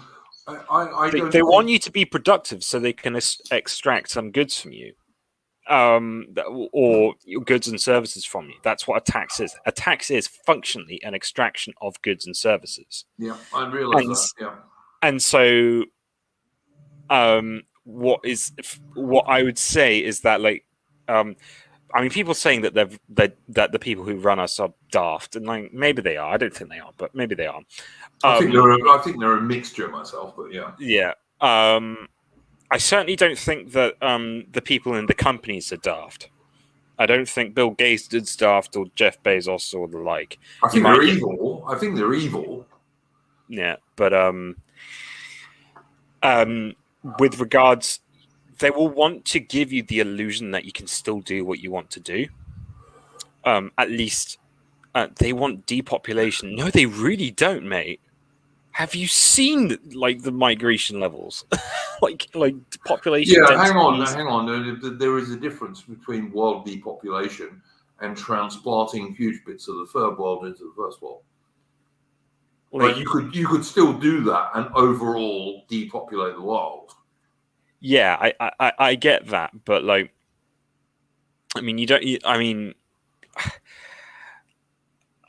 I struggle to see that as a goal that anyone would want. Okay, cope again, fine. Ozzy, listen, my objection to that's a goal no one would want only applies if you think any of these elites give a shit about most ordinary people, and I don't think any of them. It's not about whether they give a shit. It's about whether they. It's about, you keep the cattle happy to make more milk. Yeah, but you know what's required to keep the cow happy, right? In the West, that has gone down considerably, partly due to mass immigration, but also due to the POSD global home education system and the mass media. So, like, what would keep the cow happy in 1950 was required considerable. I do not deny that. I do not deny that, but you know, this is why we've got this 40% of idiot British people saying, "Oh yeah, government should censor stuff." Yeah. Well, that's the thing, though, isn't it? Because it's like, you know, that's one of the clever things that I think is going on. I think instead of like actively just saying we're going to do this, we don't care about what you want, they instead slowly perforate inside the population ideas like, you know, censorship might be a good thing. And then through that, for sure, you know, and then they maintain the illusion of freedom because they say, well, you chose this. This is what you wanted. But I mean, it's the same as like if Britain had a strong culture, okay? Say Britain in 1950, when it did still have a relatively strong culture. Like, you know, if you tried to do stuff like the government has done over the last 18 months in Britain in 1950, the vast majority of British people would have just said, fuck off. And the same would have applied to Australia. They just would have said, nah, we're freeborn Englishmen. You can't lock us in our homes. It's not possible. Bugger off. We're not doing it.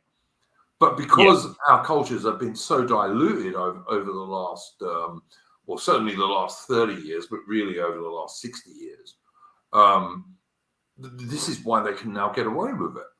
And we're on this slippery slope, and there seems to be no way to stop it at the moment. I mean, the only real part of this that I'm debating is that, like, I don't see the thing that's coming as like I don't see the future coming as being some sort of tyrannical 1984 style thing. So give me a second. Go on, carry on. I think it's probably going to be a bit more like Brave New World, in the sense that everyone's going to feel like, well, we chose this, didn't we? We like this, don't we? And it's the illusion of freedom. Because this is the difference between what I would see as what we're heading towards and the Chinese system of social credit. It's that, like, the Chinese system is very explicitly an authoritarian system. Mm-hmm. Which people are increasingly happy to take on board. Well, yes, but we don't think it's... Yes, but I think the caveat is that most people don't seem to think it's an authoritarian system. Sure. So if they don't think it is, does that mean it's not? No, that's not the point, Duke. The point is that it's not a... It is... It's that it's a dupe. It's not authoritarian if it's a dupe. It's a really clever... It's just really clever cattle management. Right. Well, this is what I was going to ask you. I've seen recently that they're going to stop serving meat at lots of school meals in Britain.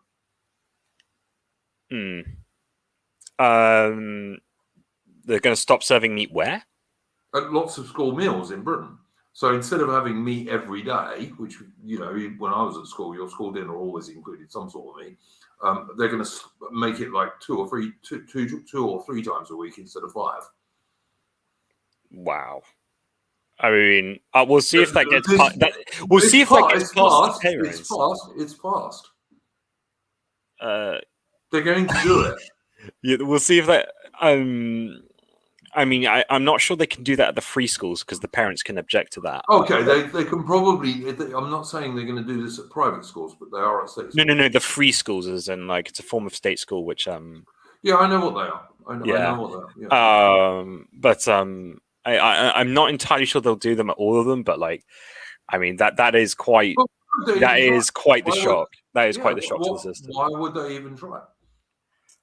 Well, there's a few reasons I can think of. What the most obvious one to me is that meat is expensive. That's fine. I've got no problem with that being the reason, but I mean, the effect is the same. I mean, live in the pod and eat the bugs. I don't think it's necessarily live in the pod, but actually, someone has just reminded me in the chat. This is actually true. They were also saying they're going to look at using artificial meat. Yeah, what I would say is that what it probably is it's probably trying to be a really sneaky, nasty little budget cut, and it's actually quite pernicious because children are meant to eat meat. Humans are, but particially children, it's really, really bad if they don't have meat, because you can actually get unideal bone maturation into adulthood. This is they get vegan children, and they just look. How many things, Ozzy, have we had recently which are against children? I mean, the obvious ones are things like transvestite story hour, but then you've got to look at 2, 3, 4, 6, 7-year-olds having gender surgery to make them into girls or whatever it might be. This is happening increasingly, and to adopt your position, what you've got to do is you've got to say none of this is related. I'm not saying it's not related. I'm just saying it's I'm just trying to convey that it's not heading towards what you could describe as social credit. I'm trying to convey that it's heading towards something a bit more clever. It's more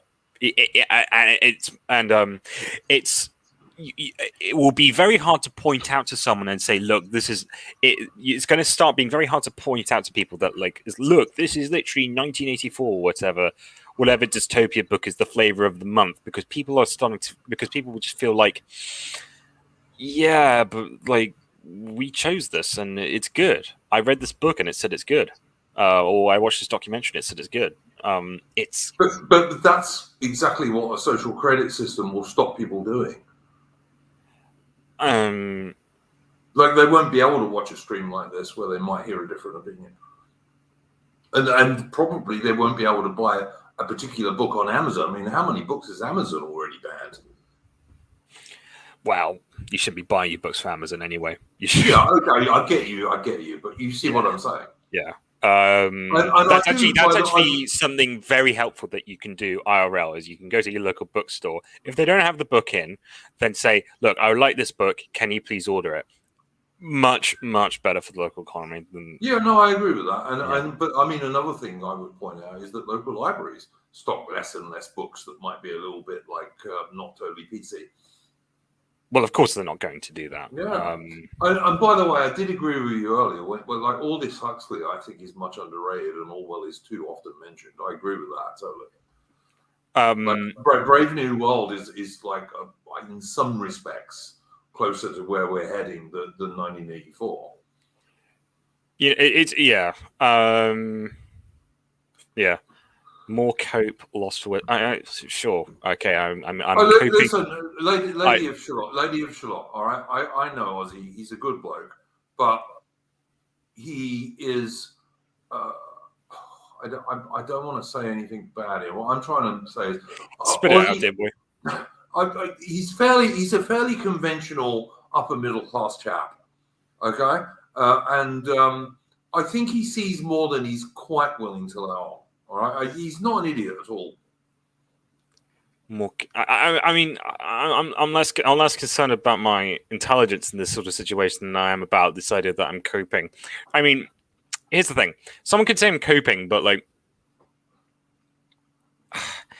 God, you want to avoid saying bragging stuff. I know some pretty fucked up shit about the world. Yeah, me too. And stuff that I'm not allowed to. I wouldn't dare. Hello, Rudy. Good boy. He always likes to have a say on these streams. But stuff that I won't. I rarely ever say publicly to anyone. But on these,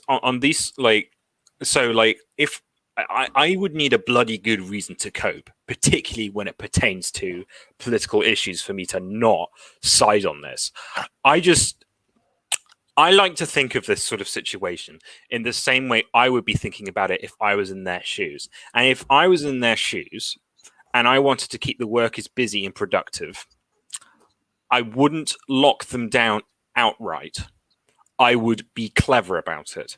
I would say, because again, the illusion of freedom, the illusion is really important. You need to dupe. It's really important to dupe people into thinking they made a choice. Because humans disagree with you. I don't even disagree with you, Ozzy. I think if ideally they will do exactly that.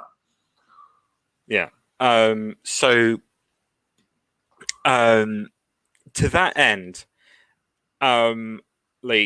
you can keep saying I'm coping, but like, I'm not saying that. No. Miss Charlotte is. I think it's Mrs. Charlotte. Oh, I do apologise, my lass, and Mr. Kedmon as well. You see, I think your thing and what I'm saying are actually going to end up in the same place. Possibly. But I think the reality is we're going to end up in the same place. Like the reason the Australian Army are being sent onto the streets of Sydney to lock people in their homes who supposedly voted for the government that is sending the soldiers onto the streets of Sydney.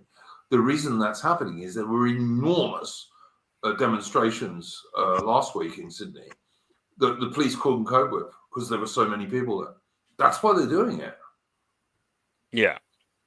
And I mean, it's you don't have to be, you don't have to be like brain of Australia or brain of Britain to see that's why they're doing it. It's because the police just couldn't cope last week because there were so many people there from like all walks of life, both sides of politics. Just said, no, we've had enough of this.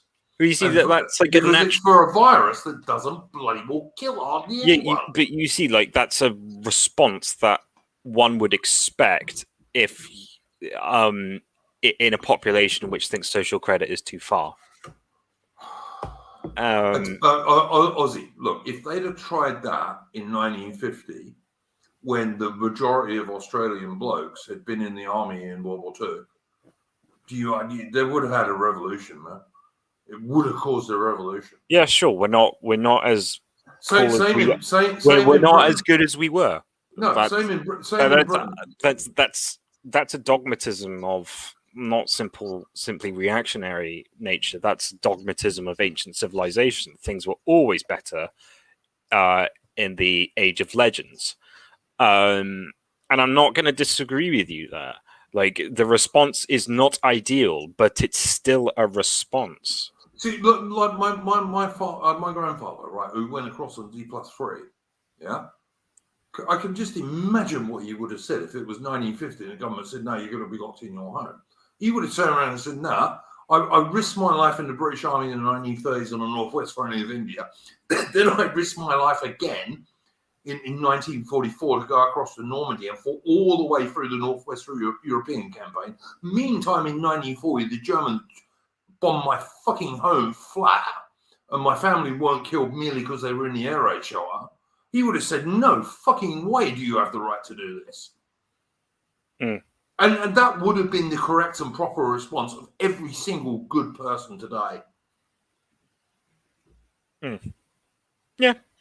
They are leading us up the garden path, and we are going to end up somewhere which even 2 years ago no one would have believed possible.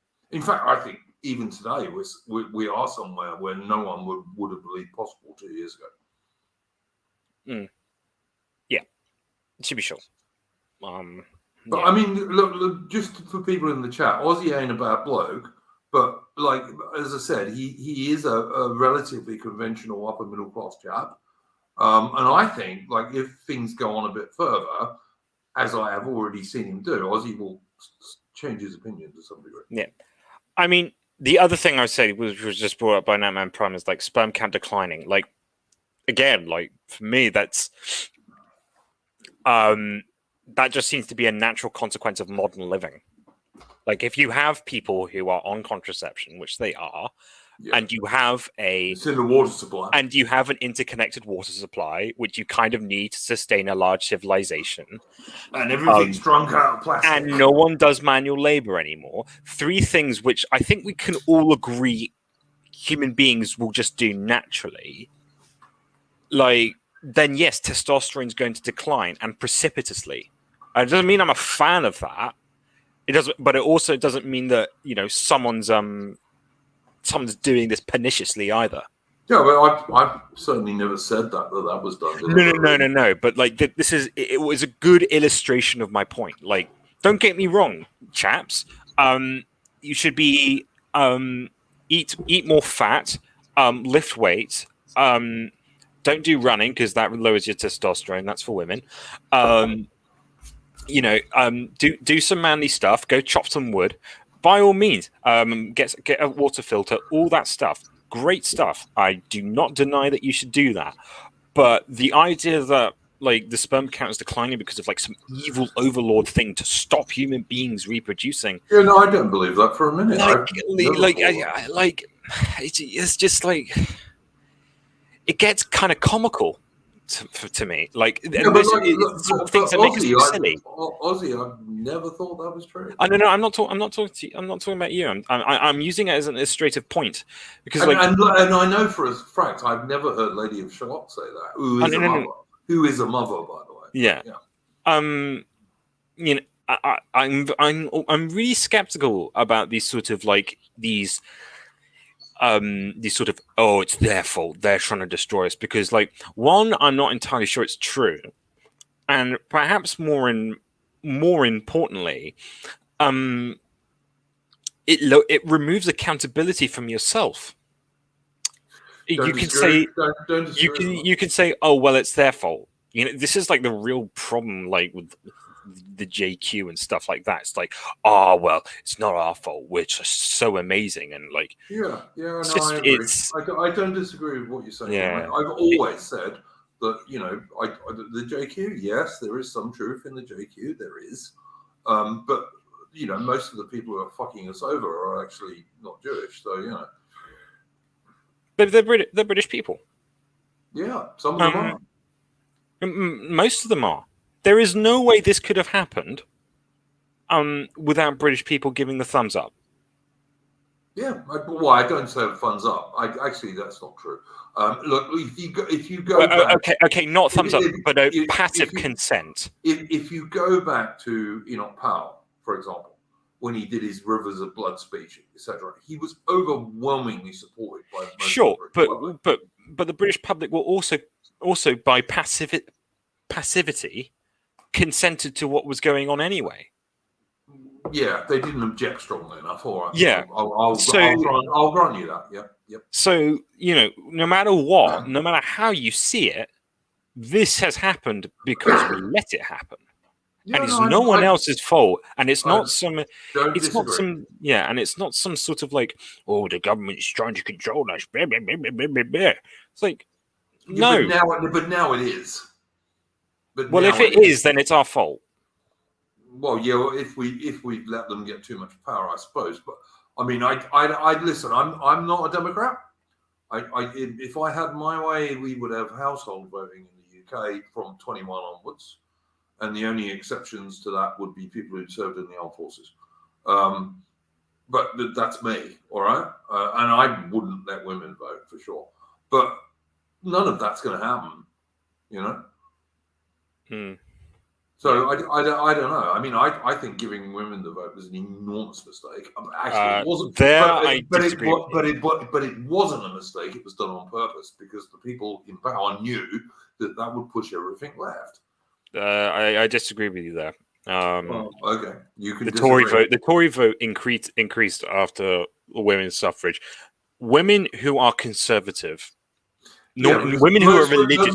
Most women were married back then. Yes, like but they had no idea that marriage was going to plummet back then. Marriage rose precipitously in the 1910s and 20s. Yeah. This was not a pathological thing. It was just the next sort of stage. The story of women's suffrage in the UK was stamping it on the back of a bill, which was to give our soldiers who had fought in France their rights. There was nothing pathological about it. I know. And there was I understand why the soldiers who fought in France got the right to vote. I don't know why women did, to be honest with you. Well, it seemed like an obvious next logical step. Why? And I'm not saying it's right or wrong. I mean, of course, I'm not. If you're not saying it's right, fair enough. I'm not a Democrat either. Right. I mean, I although what I would say is that in any system of voting I would have, I would do it on the basis of merit and not on the basis of whether they have a penis. I'd do it on households. Yeah, well, sure, but I think if you have outstanding individuals of any variety within the country, no, you can't do it that way. You've got to make a rule, and like my rule would be people who are, you would get one vote for everyone who owns a home. Yeah, their main home, and only one, so that people who own free homes wouldn't get free votes. They don't. And you would not get that until you were 21. And the only exceptions to that would be people who had served in the armed forces after they left. I would give them the vote. Yeah, I mean the difference, the clarity I would make is that I wouldn't do it on the basis of whether you're in a house, because if that was, then you'd basically be handing it to the Liberal Democrats. No, I house, flat, doesn't matter, so long as you own it. Yeah. Okay, what I would say, the target I would make is that you basically have to prove outstanding allegiance to the country, whether that's being distinguished service, mentioned in dispatches. Yeah, we're not a million miles apart on that. Okay. Yeah, charity service, etc., etc. Yeah. I wouldn't give everyone a vote, and I wouldn't give anyone a vote at 18. Yeah, of course, but obviously, women would be eligible for that. If they owned the house, yeah, sure. No, well, for me, it's not if they owned a house. It'd be if they did some outstanding charitable service, or for example, my great grandmother was she founded the Girl Scouts and things like this. Not founded and led the Girl Scouts in the UK and things like that. It's these sort of people, I get you. But so it's not. I'm always really it's not it's because women vote, and it's if you want women didn't help because they generally support A, welfare, and B, left-wing policies. Well, nowadays because they do because of misguided motherly feelings. Well, nowadays they do. If you want one single thing in which you can say that everything changed because of it, it's birth control. And okay, I'll give you that. And the other one is the Industrial Revolution and no fault divorce. Well, not no fault divorce, and the reason for that is because birth control in the Industrial Revolution had biological consequences. So did no fault divorce. No, it didn't. For families.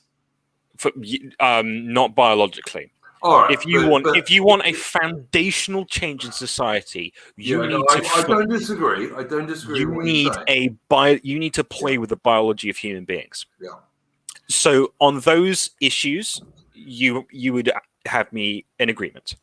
But then you've got no fault divorce has had a huge effect on ending family units. Thing is, no one would no fault divorce if they didn't have contraception. That's probably true. Yeah. No, that's probably true. Fair enough. I'll grant you that. Yeah. Legal stuff will only ever come once you are in a purely physical manner allowed to manifest it. Yeah, but I mean, all right, I'll grant you, no fault divorce came after contraception, and at the same time as the Globo Homo Pos stuff was trying to get women not to have families, but instead to go and have careers. Yeah, sure. And so, But even then, I mean, birth control was going to get invented eventually, because birth control is a really, really simple thing to create. You just stick some concentrated progesterone in a particle and you put it into the digestive system and bod to your uncle. And the Industrial Revolution, is anyone ever going to tell me that they're like, I don't think I've ever met a single person who said, no, I don't want to live in an industrialized society, because like the consequences of it for the short term have been so beneficial, and like no one gets to see their kid die. That's like one of, well, most people don't, and that's like one of the big selling points of the Industrial Revolution. No infant mortality. Yeah, no, yay! Hang on though. But I mean, like even in the 1870s and 1880s, long after the Industrial Revolution, lots of kids used to die. Yeah, but it was not in comparison to what was before. And you have to understand that medicine, as we understand it, was only as a consequence of the improved industry, and also the cleanliness that comes with industry. And I'm not disputing any of this. Yeah. So you know, like But if you wanted to find someone, the point I'm trying to convey is that the big instrumental. Someone who didn't like it, you could look at someone like Tolkien, for example. He didn't like it. He didn't like it, sure. And I mean, you're always going to find the odd exception. But like as a general thing, lock, stock, and barrel, these huge fundamental changes to human society, by and large, everyone's accepted them. I don't know. I mean, I in some ways, I look on the Industrial Revolution on a much bigger scale, a bit like I look on the Agricultural Revolution in the Fertile Crescent, in the Bronze Age. Yeah, it's the big event of history. Yeah, but overall for humans, it allowed far more humans and people to expand and more people to be born, and all of that is true. But whether it led to a greater satisfaction for individual humans, I have my grave doubts. Yeah, I mean, like we can say this though. We can say this from hunter-gatherer lifestyle was probably a better lifestyle for an individual than living in one of these crappy little villages in the Fertile Crescent in the Bronze Age. Yeah, and you know, but we say this, but very, very few of us actually have the gumption to go ahead and pursue a Kaczynski-like lifestyle. And like, I mean, I know I certainly wouldn't. I really love my comfy life. I like programming. That's like my favorite pastime these days. And so like for me, it's like, you know, people are like saying, oh, they're trying to do this and they're trying to do this. It's like, well, maybe we just need to accept the fact that maybe we just need to take a long look in the mirror and see, well, who made the bed? Seriously, who made the bed? And like the answer, long or short, is us. But we made the bed. But this is never explained to most people, as you very well know. Yeah, well, of course. But they're too busy watching EastEnders and bullshit like that. But even people in these circles, they're like, oh, it's this person, and it's like, you know, like I get it, I really get it. It's a very human thing to go, my life sucks, and things that are going wrong is because of this, and it's not to do with me. And but my it's life a very, very. Hang on, my life doesn't suck. No. Okay, but okay, Duke, fine. Put on a more meta level. The political climate as it is sucks, and I don't like it. Mm-hmm. What can people do about it, Ozzy?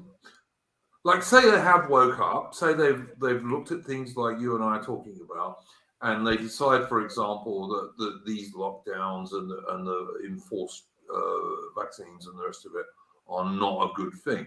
What exactly can our people now do about that? There's a few things you can do. We've already talked about the political activism side of it, and I'm skeptical on that. But you know, in many ways, that might be our best shot at a political solution. Yeah.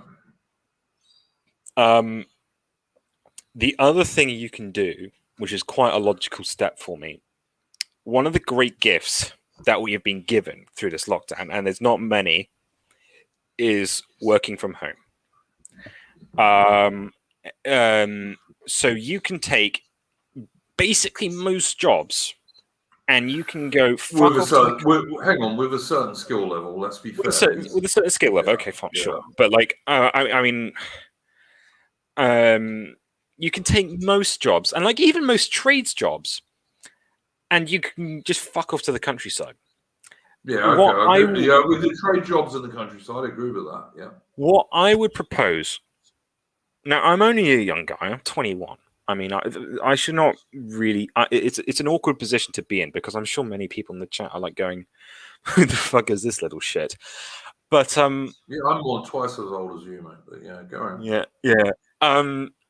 But what I would put forward is that the best thing you can do is you can find a few people who agree with you on certain things, assuming there's not going to be a political solution, and you can basically say, well, let's just start going away from the city, because the city is where everything can be concentrated, because things that are concentrated are easier to control. And also there's other benefits of the countryside. First of all, psychologically, you feel freer.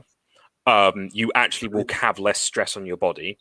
Two, you are further away from things like nightclubs and stuff. And like if you like clubbing, I'm sorry, but you should probably stop, because there are several things about it that are bad for you. So, and then of course the other thing is that the water supply in the countryside is so much cleaner, and you have no idea what benefits for clean water supply can do for you psychologically. So what I would propose is that basically you start creating little groups of people, and you just basically start saying, okay, well, here are these little towns we're going to start going to, and maybe a few of you can start being posted in the councils, and you can start running things your own way. And one of the things you can actually do in a council level is you can that on certain things you can contradict the government. So like if the government wants to build like more houses for certain new incomers, you can basically say, no, we're not taking those, bye. And from a council perspective, so I think practically it's pretty hard to do in a place like Britain, to be honest with you. This is the practical. This is like the practical things you can start doing. So, for example,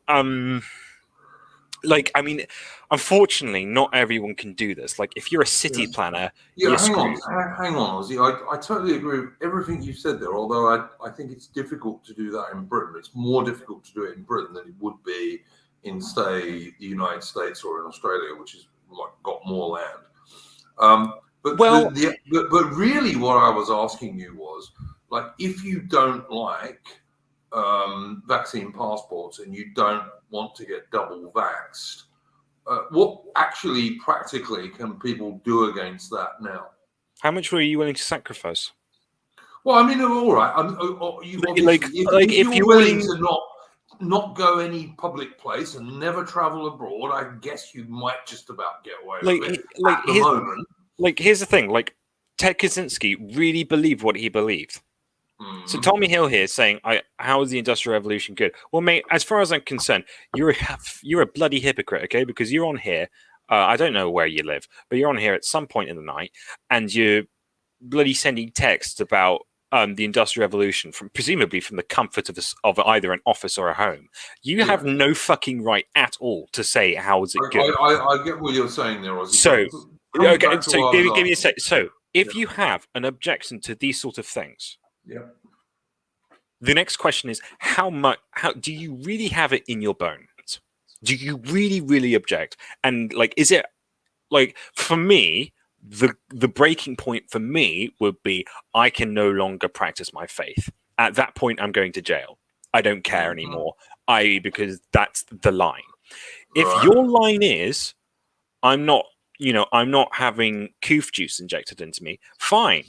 Then like, and I'm not advocating violence or anything, but like you can have that line. and then you should pursue that. You should continue as a consequence of that. But if you don't have that line and you comply anyway, then don't come complaining about it. So because you were part of the problem. Yeah, but hang on. What you're really saying here, Ozzy, is that unless people are willing, certainly to go to jail, but I guess if they send you to jail, they're going to inject you anyway, aren't they?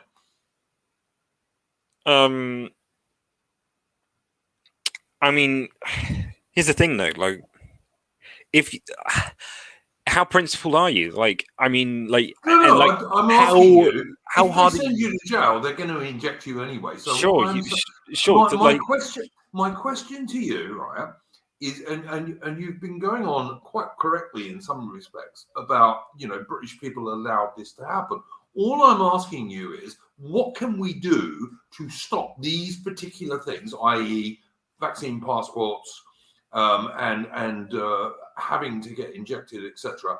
What is it we can do exactly to stop this now, given that you've been saying correctly in some cases that we've all allowed this to happen?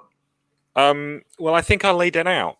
Or is it now too late? Are you saying it's now too late? I think I laid it out. I think if you had enough people who genuinely believed this, I mean, this is not the hill I would die on personally, but if you had people who genuinely believed this, and you start basically saying, no, I'm not getting vaccinated, and the government says you have to get vaccinated.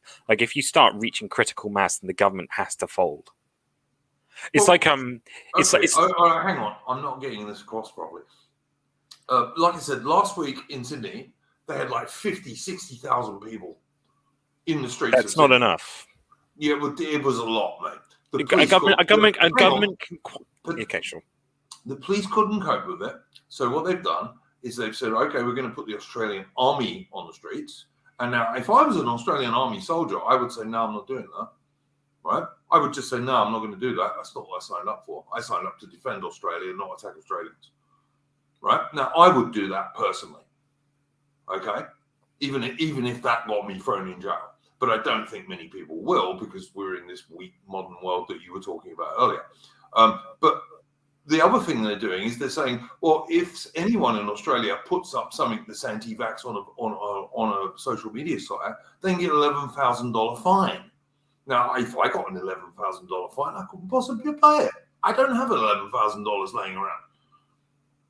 Yeah. So what I'm asking you is that, given where we are now, and I'm not talking about what we should have done in the 1960s or the 1970s or the 1980s, etc. I'm talking about where we are now. If you are someone who really, really, really doesn't want vaccine passports and also doesn't want people to be forced to be vaccinated, what the fuck can we do about it now? Well, I've said it, and I can say it again if you want. You have to prove that you have to prove that this is a hill you're dying on, and you have to basically say to the government, no, I'm not doing this. And if that means you're getting fined, then you say fine. If it means you're getting thrown in jail, you say fine.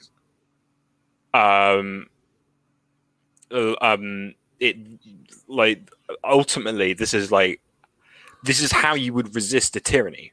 Okay, so how does that in any way, shape, or form work into anyone's idea of supposed democracy? I never said anything of the sort. No, I know you didn't, but how does it? I mean, supposedly these people doing this shit were voted into power by people. Yeah. How have they suddenly got this power to do this stuff? Did anyone say, they always had the power? They always had the power. They had the power to do this back in the 1870s. They just didn't. Because there would have been a revolution. And even if they did, if they did pass it, and there also, there would have been a lot of people who basically said, no, I'm not doing that. Which is basically what I'm saying. Like, if you want this to not happen now, you basically have to say, no, I'm not doing that. And you have to have a lot of people saying, no, I'm not doing that. Well, I think we've got quite a lot of people doing it, but I think it's possibly a bit too late. Well, it looks like it's either too late or it's too little. It's probably both. I don't know if you realise. If you want to affect Aussie, Australia only has about 26 million people, A Sure. 60,000 person protest in Australia. Sure, but it's a matter of is worth twice that number in the UK. Sure, but it's a matter of proportion, isn't it? So to effective, like, it's like having no-go zones in because like you have such a high density of, like, if you have like 60,000 anti-lockdown people spread out all over New South Wales or wherever it is, who cares? No, this, if you was, have 60, in, this was in Sydney, just in one city. If you have them all in one city block or one suburb, now it's different. Because now all of a sudden and these aren't people who are just like, hey man, live and let be. These are people who are like, you come into my house without a warrant, I will shoot you. Well, if they got a gun, which they haven't for the most part in Australia anymore. Okay. This is the sort of mentality I'm talking about, and I'm no way advocating violence. I'm no way advocating. I understand that, and this channel never supports violence. All I am saying is that, like, if you want to stop something like this is the mentality you need to have. Yeah. And this is not the mentality I have on this subject. No, I understand that. But look, we're going to shut this because we've gone 3.5 hours. But I would just say we haven't quite had a meeting of minds on this one, because I still think the government and the governments of Western nations, I think their purposes are more nefarious than you think they are, and more deliberate than you think they are. But that's just my opinion. I could be wrong. I guess we'll come back to this if we're allowed to in 6 months and see who's going the right way or not. Yeah. But thanks for coming on, Ozzy. No problem. Always a pleasure. As ever. Yeah. And I'm going to play us out with a tune, as I usually do. All right. Cheerio. Go on, mate. Go to church, fellas. That's a command.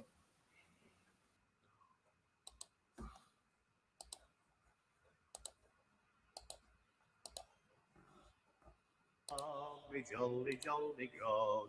All for me grog and tobacco. For a friend on me store with the lasses on the shore. And it's all for me grog and tobacco. When I return, me sweetheart I will see. All for me grog and tobacco. Well, me sweetheart will sing when she sees her wedding ring. And it's all for me grog and tobacco. All for me grog, me jolly, jolly grog. All for me grog and tobacco. For I spent all me store with the lasses on the shore. And it's all for me grog and tobacco. When she's a son, the dangle on the knee. All for me grog and tobacco.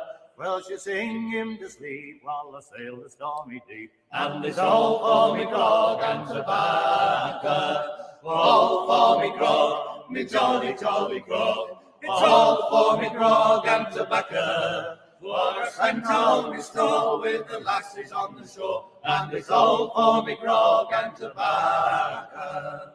When he's a man, a sailor he will be. All for me grog and tobacco. With his pipes and his can like a proper sailor man. And it's all for me grog and tobacco. All for me grog, me jolly, jolly grog. All for me grog and tobacco. For I spent all my store with the lasses on the shore. And it's all for me grog and tobacco.